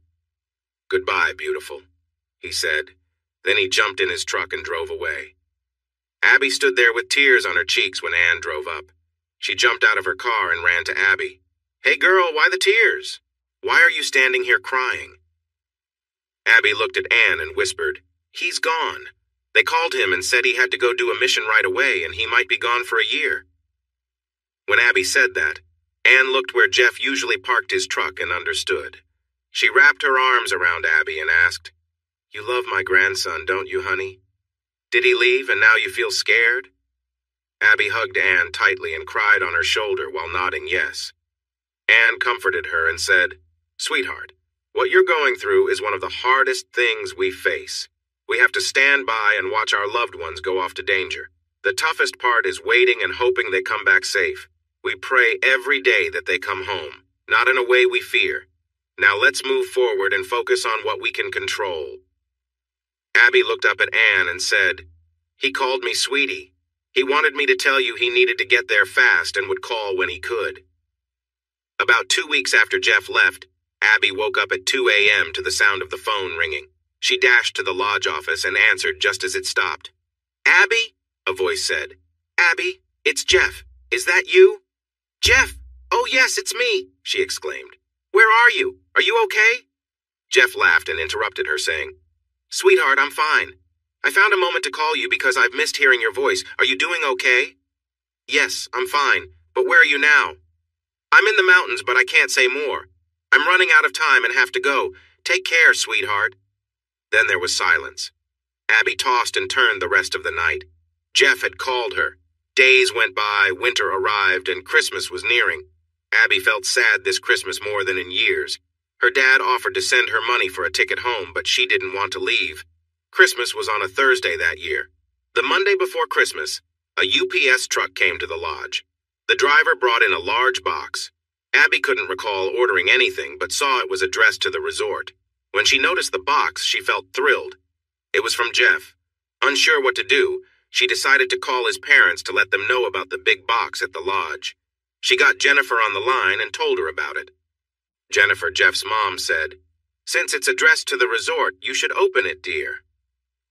Nervously, Abby opened the box to find many smaller boxes inside, each labeled with different names and wishing Merry Christmas. Jeff had sent gifts. Abby was overjoyed to find one with her name on it, thankful she had also sent Jeff a little present. Excitedly, Abby called Jennifer back. Oh, Jennifer, I opened the box as you suggested and it's filled with smaller boxes. There's a Christmas present for everyone in the whole family. There's even one for me. Jennifer laughed and said, Well then, why don't you put them under the tree, and we can all open them on Christmas Day? Abigail was invited to Jeffrey's grandparents' home for Christmas dinner. She felt a bit out of place since it was a family gathering, but they insisted she come, so she agreed. Everyone got together early in the morning to open gifts and enjoy the holiday. Even Charlie, Jeff's brother, came all the way from Seattle to be with the family. His wife, Charlene, was serving in Afghanistan with the army. Some of the children were old enough to read the names on the gifts, so they passed them out. Abby smiled at the cheerful atmosphere. She was surprised when she received a gift from all the adult couples, plus one from Jeff. She felt overwhelmed and said, Oh, you shouldn't have done this. I didn't get anyone a gift. I didn't know I would be invited here. Anne interrupted.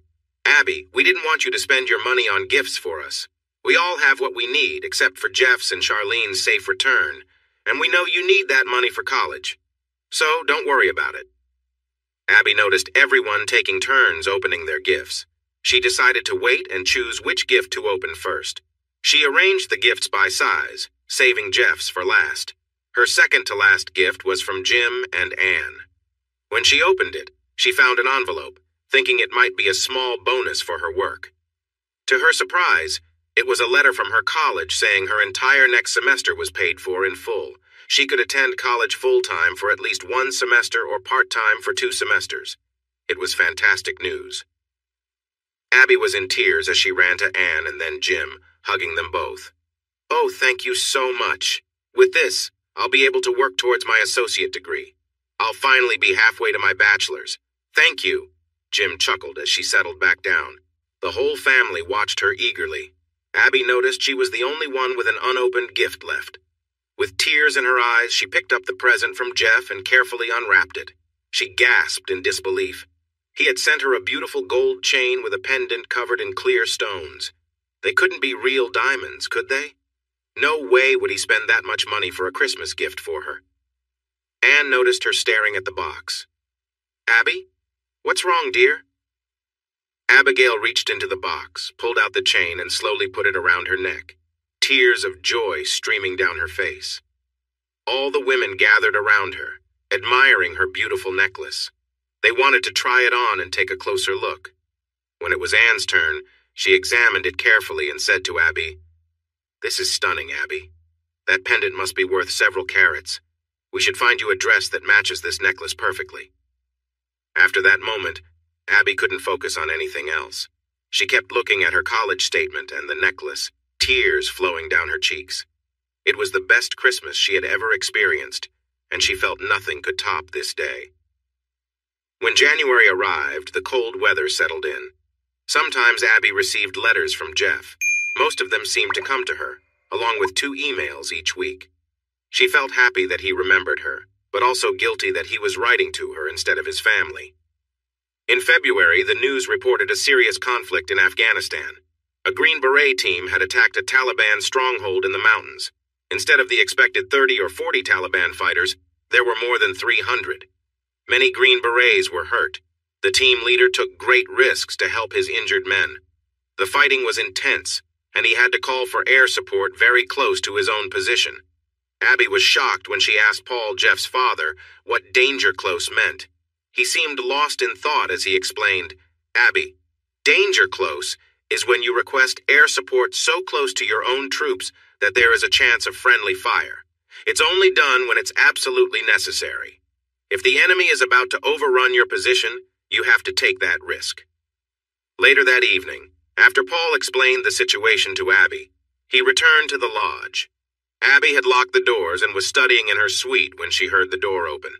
She peeked out and saw Paul coming towards her. He looked very troubled, making her heart sink. "Abby, please come with me. Jennifer and Anne want you to come to Dad's for a little while." Abby felt tears welling up in her eyes. "No, please, it can't be Jeff." Paul looked at her and gently said, "He was injured, but they believe he will be okay. Unfortunately, some of his teammates weren't as fortunate. It was his team we heard about on the news." Overcome with emotion, Abby cried harder and ran into Paul's arms. She had no idea how he guided her to his car and into Jim's house. When they arrived, another soldier was there, speaking with Jim and Edward. He stood up when he saw Paul and said, "Colonel, I've been updating your family on Captain Fielding's condition while we waited for you. Is this the young lady we've been expecting?" Paul nodded and replied, "Yes, Major. This is Abigail. I believe you mentioned you had transportation arranged for tomorrow morning?" "Yes, sir. Some of our team will be in Germany for a while, but Captain Fielding and the others with less serious injuries will be arriving in the States in a day or two. We have your rooms ready and we'll meet his plane when it arrives." "Thank you. Would you like to stay here tonight or at my house? We can also get you a room at the lodge if you prefer." "Oh, no, sir, but thank you. I can go back to town. I already have a room there. I will be here at 8 a.m. tomorrow to help with the arrangements." "That's not necessary. Abby, can you help the Major settle into a room at the lodge tonight?" Abby nodded and said, "Of course, sir, and I'll make sure he has breakfast in the morning, too." Major Davis drove Abby back to the lodge after the family visit. He was kind about answering her questions, leaving her feeling a bit better than when she first learned about Jeff's injury. The next morning, everything was hectic. Jim and Anne decided to stay at home to manage the resort and other business, while Paul, Jennifer, and Abigail flew to Washington, D.C. to wait for Jeffrey's arrival at Walter Reed Army Medical Center. He had specifically asked for Abigail to be there, and his parents would not let her stay behind. Eventually, she agreed to go with them. When the morning papers were delivered, many in the towns around Steelville were shocked. The heroic Green Beret team's battle from the day before was in the news, and many were surprised when they learned the names of those brave soldiers. One name stood out to many readers: Jeffrey Fielding. Many knew him or had heard of him. Some even called him a friend. Two people who read the papers had slightly different reactions. Amy was taken aback by what she read about Jeffrey and initially felt sad. She regretted missing the chance to feel proud of knowing such a notable person. How could she have misunderstood Jeffrey's character and potential? The other person reading the article sat in a low-cost diner, struggling to eat a not-so-great breakfast before heading to his sales job at a hardware store. He looked closely at a picture of a Green Beret captain on a stretcher, greeted by his family at the airport, covered in bandages with his leg in a cast. Howard angrily tossed the newspaper across the booth, where it slid to the floor, exclaiming loudly, "That guy! He is luckier than anyone else. Not even the Taliban can harm him." Howard felt uneasy and pushed his breakfast away. He gazed out at the gloomy February morning and sighed. He realized it was good that he listened to his friend and didn't seek revenge on the Fieldings. Howard got up and headed off to his unfulfilling job and the rest of his dull life. At the same time Howard and Amy were reading about his close call and brave actions, Jeffrey was watching a door open in his hospital room. He still felt weak and was in a lot of pain, but a big smile spread across his face when Abigail walked in, followed by his parents. Abby walked over to his bed and gently placed her hand on his bandaged chest. Tears glimmered in her eyes. Jeff reached out, wrapped his arm around her waist and pulled her close. He beamed up at her. Just then, the doctor entered the room looking at a chart. Noticing the crowd, he frowned. Visiting hours had not started, and he wondered why they were all there. He was about to ask when the head nurse walked in with a coffee pot. She said, "Colonel, I thought it would be easier to bring the whole pot instead of individual cups. Just call the nurse's station if you need anything else." The doctor, a major, stopped speaking and stood respectfully. "Colonel, I apologize. I wasn't aware the colonel would be here this morning. How can I assist you?" Paul replied, "No need for anything from me, doctor. Just keep doing what you can for my son, and he'll be grateful. Can you share any details about his condition or how long he will be here?" "Of course, sir. Give me a moment to check on the captain, and he'll update you." The doctor listened to Jeff's heart and lungs, then asked about his pain. Jeff answered, "I am in a lot of pain, sir, but at least I'm still here. I suppose that makes me luckier than many of my men." The doctor said. "Aside from your injuries, you're doing quite well. We need to get you up and moving a bit. He'll send for physical therapy shortly. For now, try to walk to the nurse's station and back a few times today. Let's see how that goes." The doctor nodded to Paul and then motioned towards the door. Paul stepped out, followed by Jennifer. Abby looked at Jeff, then glanced at the door. Finally, she released his embrace and walked to the doctor and his parents. The doctor addressed them, saying, "Colonel, he is out of danger. We have him on antibiotics to prevent infection. It has been long enough that if there were any problems with his intestines, they would know by now. From what I can see, all that needs to happen is for him to heal and get back to his usual self. I estimate he will be here for another week or so, and then he can take some time off to recover. I believe it will take about 6 months before he feels completely back to normal." Abby was tearful as she listened to the doctor. She asked, "But he will be all right? He won't have anything wrong for good?" The doctor looked at her and then turned to Paul. When Paul nodded, the doctor replied, "Miss Stover, he will be fine. He will have some scars, stiffness, and pain for a while, but most of that should go away over time. I don't think his injuries will end his career, if that's what you are worried about." Abby gazed at the doctor and said, "No, I just wanted to know if he will be okay." Paul looked at Abby and then the doctor. He stated, "Doctor, you should talk openly about my son's condition and treatment with this young lady. She has the right to know everything you would share with him or us. Is that clear? Please make a note of it in his records." When Paul spoke, the doctor straightened up. His face turned red, and he clenched his teeth in frustration. He looked at Paul, then Abby, and said, "Yes, sir. Is there anything else, sir?" When Paul shook his head, the doctor walked down the hallway.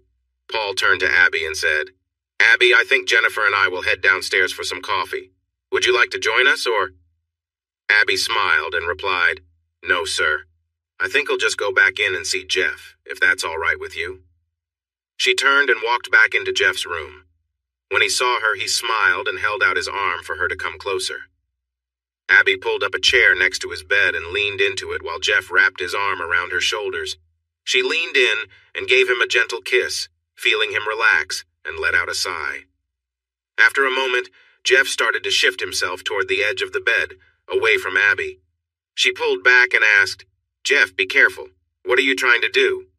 Jeff smiled and patted the bed next to him. She looked at him with some concern, then slowly stood up. As she looked down at him, he softly said, "Abby, please, just for a little while. When I was lying there, unsure if I would make it back, all I could think about was wanting to hold you. Please, just for a little while. I promise I won't do anything you don't want." Abby hesitantly sat on the edge of the bed, took off her shoes, and carefully lay on her side next to Jeff, facing him. His arm went under her neck, and she felt him pull her gently closer. He turned and gave her a soft kiss. They lay there, looking into each other's eyes. Suddenly, Abby heard a rough female voice say, "What on earth?" Then she heard laughter from both a man and another woman. She almost fell out of bed as she turned to face the people who had interrupted them. Her face turned red, and she gasped in shock when she saw the head nurse and Jeffrey's parents standing in the doorway watching her. Abby stammered, "He said he just wanted to hold me." Jennifer walked over to Abby and gently put her fingers on Abby's lips. Shh. It's okay. We didn't expect this. Just relax, she said. Abby felt her tension ease and sat back down beside Jeff's bed. She reached out and held his hand, amazed that he had slept through it all. He looked much more relaxed now. Paul and Jennifer stayed for 2 more days before deciding to head home. They arranged for Abby to stay and take Jeff home once he was ready for his recovery leave. If everything went well, that would be in 2 or 3 days. She would take him back to Steelville. The day before they were set to leave, Jeff was given a pass to go outside. He insisted that Abby join him for lunch at a restaurant followed by a short walk before returning to the hospital. While they looked at the menu, Jeff seemed lost in thought, and Abby began to worry. After they ordered, Jeff called the waiter over for a quiet chat. The waiter stepped back, saying, "Take your time, sir." Jeff leaned across the table and said to Abby, "I need to use the restroom. Can you give me a moment? If you need anything, Jock can help. I might be a few minutes, but don't worry." Abby felt uneasy but smiled at him bravely and nodded. It felt like he had been gone forever. She checked her watch. Had it really only been 15 minutes? Then she looked again. It was 20, then 30. She started to worry more. What if he had fallen? What should she do? Finally, Abby saw Jeff coming back. He was walking carefully but had a cheerful bounce in his step, which was impressive on crutches. He was grinning widely. As he got closer, he attempted to kneel but winced and said, "Oh no, I guess I should sit after all." When he swayed a bit, Abby reached out to help him steady himself. He pulled out a chair from the next table and faced Abby, looking into her eyes. The waiter and restaurant manager stood nearby, holding a bottle of sparkling drink, while other diners watched. Jeff reached into his uniform pocket and pulled out a small box. He opened it, looked inside, and then turned it toward Abby. He licked his lips and started to speak. "Abby, I had already fallen in love with you before I was called back to active duty. I waited for the right moment to ask you something, but it never seemed to happen. During my time in Afghanistan, I could not stop thinking about you. In every spare moment, I remembered your smile, your laughter, and the happiness you brought. I felt so complete and peaceful when I was with you. But when the situation grew dangerous, and I thought I might never see or touch you again, I felt like part of me was dying. Abby, I don't want to spend a single moment of my life without you. Will you marry me?" As Jeff spoke, Abby grew more anxious. Tears streamed down her cheeks as she took hold of Jeff's hand. She replied, "Oh, Jeff, I love you too, but what about your family? I mean, what would they think? I have so little to offer. I'm just the cook and housekeeper at your resort. You can't marry me." Jeff felt a deep ache in his stomach. He held Abby's hands and gazed into her eyes. He said, "Abby, they know how much you mean to me. They care about you just as much. Don't you see how they've welcomed you into the family? My mother brought this ring when she came with you. It belonged to my grandmother, and she thought—" Jeff smiled and continued, "She told me that whenever I decide to marry again, she wanted the special lady to wear this ring. Do you really think she would have brought it if they didn't like you?" Abby smiled through her tears as she reached for the ring. With a gentle motion, she placed it on her finger. "Yes, Jeffrey Fielding. Yes, I will marry you, and we will raise our children in Steelville at the resort." When the other diners, the waiter and the maitre d' saw her putting on the ring, they all applauded, and a bottle of champagne was brought to their table. The maitre d' leaned down slightly and said, "May I be the first to congratulate you, Captain and Madam?" He turned to Jeff and added, "That gentleman," pointing to the door where some well-dressed men were leaving, "has kindly informed me that lunch and the champagne are taken care of. He heard about your bravery and wanted to show his gratitude." Jeff looked toward the door and waved, asking the maitre d', "Who was he? I need to thank him." The maitre d' smiled and said, "He told me that if you asked, I should not say. He mentioned he would see you again to thank you properly for your service." After their enjoyable lunch, Jeff and Abby walked arm in arm to the cab that would take them back to his room at the hospital. Jeff nearly had to persuade Abby to leave his room and return to her hotel, but eventually she agreed. The next morning, Jeff's car picked her up from the hotel, and they both headed to the airport to return home. Abby was surprised when they walked out of the arrival area at the airport. If she didn't know better, Abby would think the whole town of Steelville was there to greet Jeff. They cheered and pushed, reaching out to shake his hand. Abby felt her anger rise when some of the unmarried women tried to get close to him. She stood between them and Jeff whenever she could, placing her hand on his arm and looking up at him. He smiled down at her. Suddenly, Abby felt a pull on her hand, and it was Darlene from the cafe. "Jeff, Abby, is this what I think it is?" Darlene asked as she held up their joined hands. Jeff smiled, and Abby blushed but nodded. Darlene laughed and called out, "Everyone, look at this." She raised Abby's hand high, showing off the engagement ring. This excitement led to more handshakes and pats on the back for Jeff, along with hugs and kisses for Abby. Soon, the crowd was gently guided down the concourse and out to the sidewalk, where they began to head toward their cars. It was a long drive back to Steelville. When they reached town, it was decorated like the 4th of July. Banners, streamers, flags, and yellow ribbons were everywhere. Those who hadn't met them at the airport waved and welcomed them as they drove through the streets. Jeff's parents took them to the VFW hall, where there was a big welcome home dinner and party for Jeff. It was after 11 p.m. when they finally made it back to the resort. Abby helped Jeff out of his parents' car and into his cabin. She guided him into his bedroom and stood on her tiptoes to give him a gentle kiss. She sighed and leaned into him when he wrapped his arms around her. As they kissed, their affection grew. Abby felt their closeness deepen as they enjoyed the moment together. She felt both excited and happy to be with him. Abby savored each kiss, feeling their connection grow stronger. With a smile, Jeff pulled her even closer. Abby felt a thrill as she leaned against him, enjoying their time together. She was lost in the moment, feeling safe and content in his company. They both smiled, feeling comfortable as they lay down together, sharing warmth and affection. Abby and Jeff shared a tender moment, gazing into each other's eyes and holding each other close. Abby sighed as Jeff gently ran his hand over her back, and she softly held on to him, feeling a mix of warmth and closeness. Abby felt a bit nervous as she looked up at Jeff, realizing just how much this moment meant to both of them. Sensing her hesitation, Jeff gave her a reassuring smile and asked, "Are you okay?" She nodded, though her voice was a bit unsteady. "It's just, everything feels so new to me," she admitted, her words quiet and heartfelt. Jeff was a little surprised and took her hand in his, understanding her more deeply. "I didn't realize this was your first time in such a close moment," he said, his voice soft. "I'm so sorry. I should have been more gentle. I wish I could be more careful with this cast on my arm, too." Abby gave a small laugh through her nerves, wiping her eyes. "It's okay. I know we'll figure it out together." She held onto his hand tightly, finding comfort in his presence. Jeff met her gaze with a thoughtful look. "You know, it might feel uncomfortable at first, but we can take it slow. And if at any point you want to stop, just tell me," he said with warmth and care.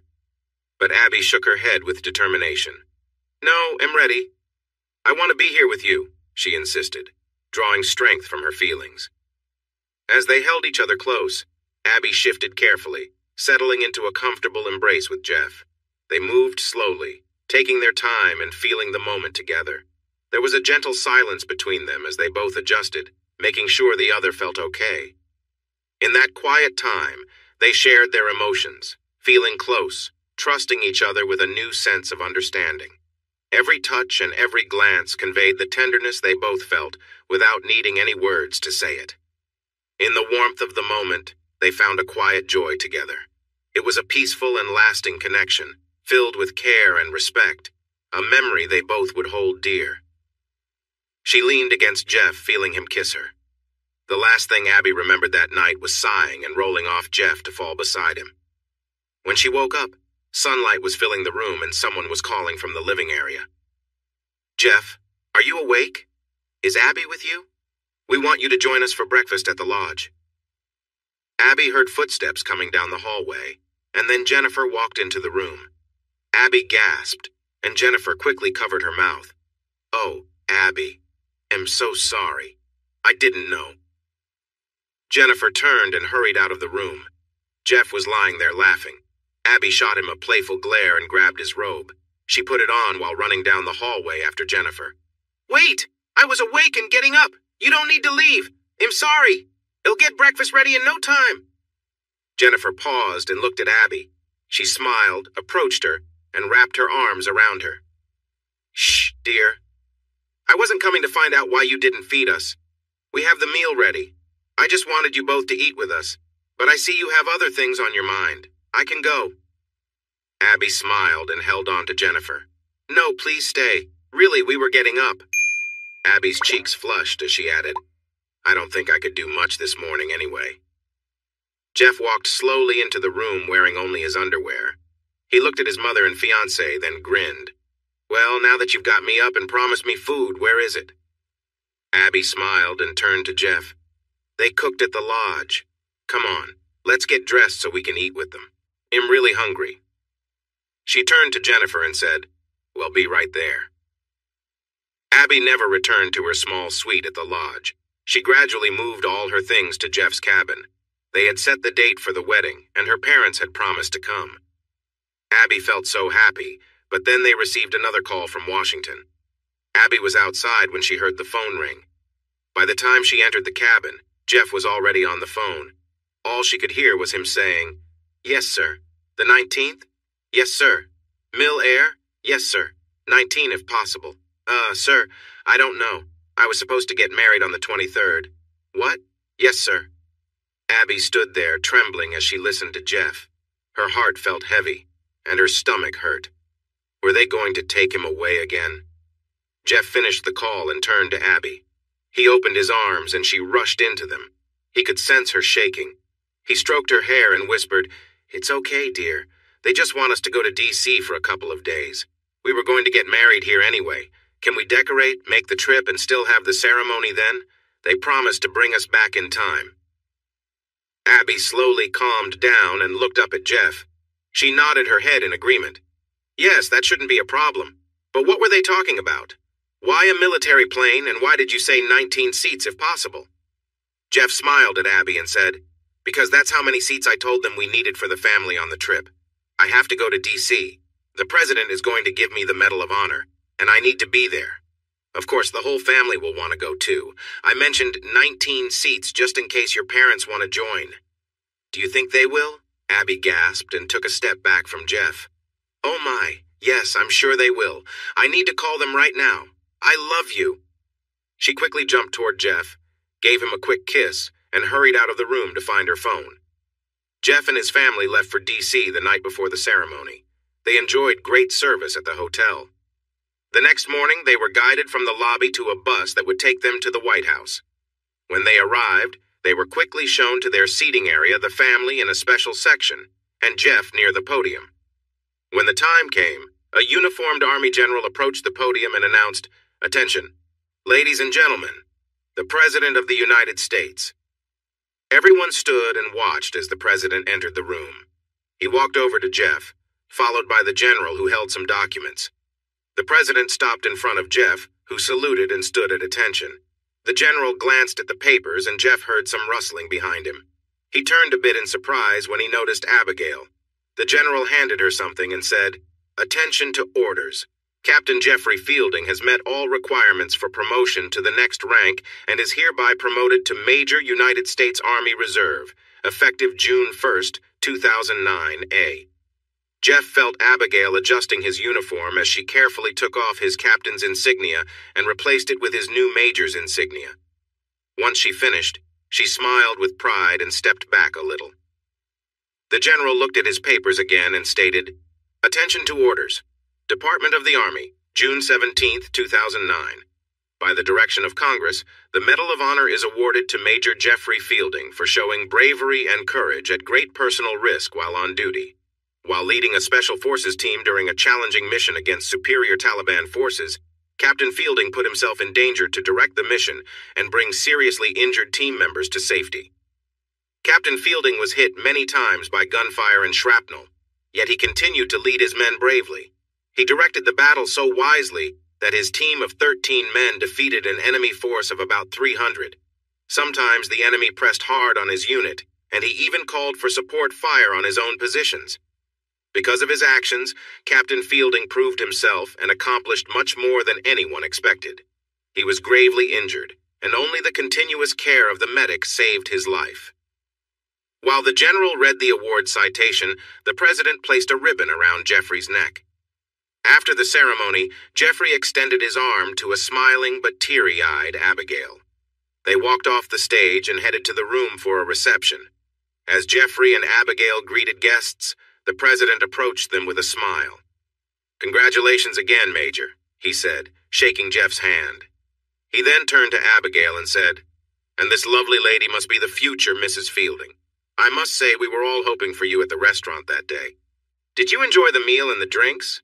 Abby gasped and asked, "You were the one who paid for our lunch." She watched the president nod and continued, "Oh, thank you so much. We didn't know. The manager only said a kind gentleman had paid. Thank you."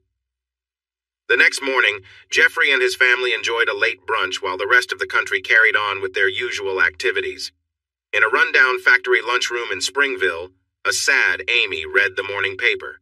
She pulled the paper in front of her and gasped. Her friend Jolene peeked over her shoulder and saw the photo of Jeffrey and Abigail together while the president awarded him the Medal of Honor. "Isn't he handsome?" Jolene said. "I read that article while having breakfast. They say the woman with him is his fiancée. He has been divorced for 3 years. I bet his ex is regretting losing him. With looks like that and a medal, too, he could have anyone." Jolene noticed Amy sniffling and asked, "Hey, what's wrong?" Amy cried harder, and Jolene pulled her into a comforting hug. Once Amy calmed down, Jolene pushed her back gently and said, "Okay, tell me what's going on." Amy sniffled again and said, "I'm the one who lost him. He was my ex. I thought he was a loser and tried to improve myself without thinking about how he would feel. Now this just proves I was wrong. It turns out he and his family have money too. He had told me, but I just didn't understand him and I messed up." The small town of Steelville was buzzing with excitement. Never before had one of its own received such honor. A local man was named a national hero, and he was going to marry a girl from town. Everyone wanted to attend the wedding and celebrate with them, but the family resort was too small for all the guests. Finally, they reached a solution. Jeffrey and Abigail had a small wedding with just family and a few friends. Afterward, everyone moved to the local school gym for the reception. By the time all the guests had congratulated the happy couple, it was late. The dancing and fun continued for hours. The newlyweds slipped away around 2 a.m., but rumors said the celebration continued without them until almost 5 a.m. There was only one shadow over the wedding day. A messenger brought an envelope from Amy to Jeffrey during the reception. Inside was a small card that read, "How could you? You hid your fortune from me, yet took everything we had when all I wanted was to make our lives better. Now you enjoy fame and luxury while I struggle in a dead-end job and a tiny apartment." After reading the card, Jeff crumpled it up and tossed it away. He walked outside into the night and picked up a bottle of scotch from a nearby bar. Abigail, noticing what he had done, retrieved the card from the trash. Tears streamed down her face as she read it, then she hurried after Jeff, finding him sitting in a swing, drinking. Abby rushed to Jeff, wrapped her arms around him, and kissed him passionately. She whispered, "Honey, just forget about it. We both know she's not worth your time. You have me now, and I will never do anything to hurt you. We're a team. We will work together, live together, love together, and grow old together. I love you so much, and I can't stand her either." They shared a moment of comfort, and then he allowed her to guide him back inside. Although he seemed quiet for the rest of the evening, Abby stayed close to him, making sure he was cared for. The next day, Jeff walked into their cabin and heard Abby talking on the phone. She finished the conversation and smiled brightly when she saw him, skipping over for a kiss. Jeff held her tightly, feeling grateful to have Abby in his life.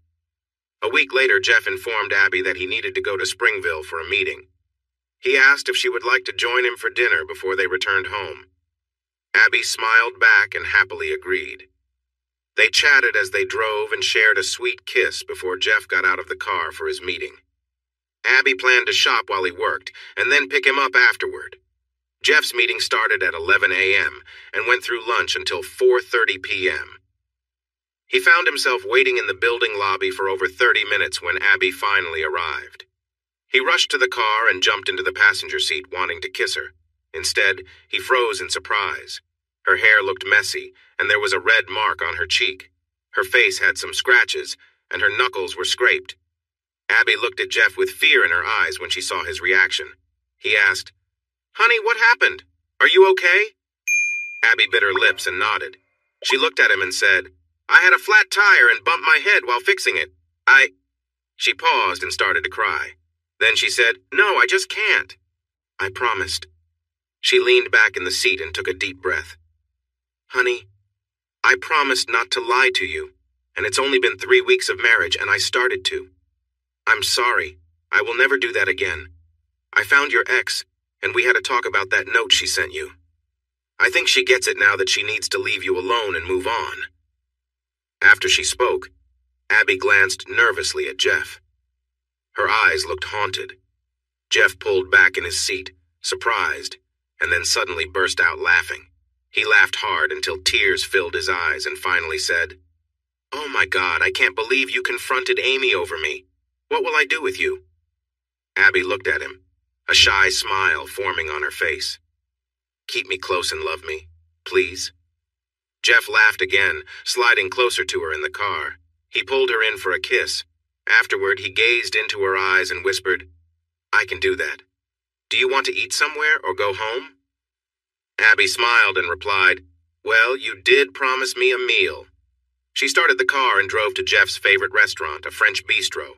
She grabbed a large shopping bag and followed him inside. At the door, she whispered in his ear, "I need to freshen up. Go ahead, and I'll catch up with you soon." Jeff waited at their table for several minutes, starting to worry when he saw Abby walk in. She looked beautiful. She had washed her face, fixed her hair, and wore a lovely red dress.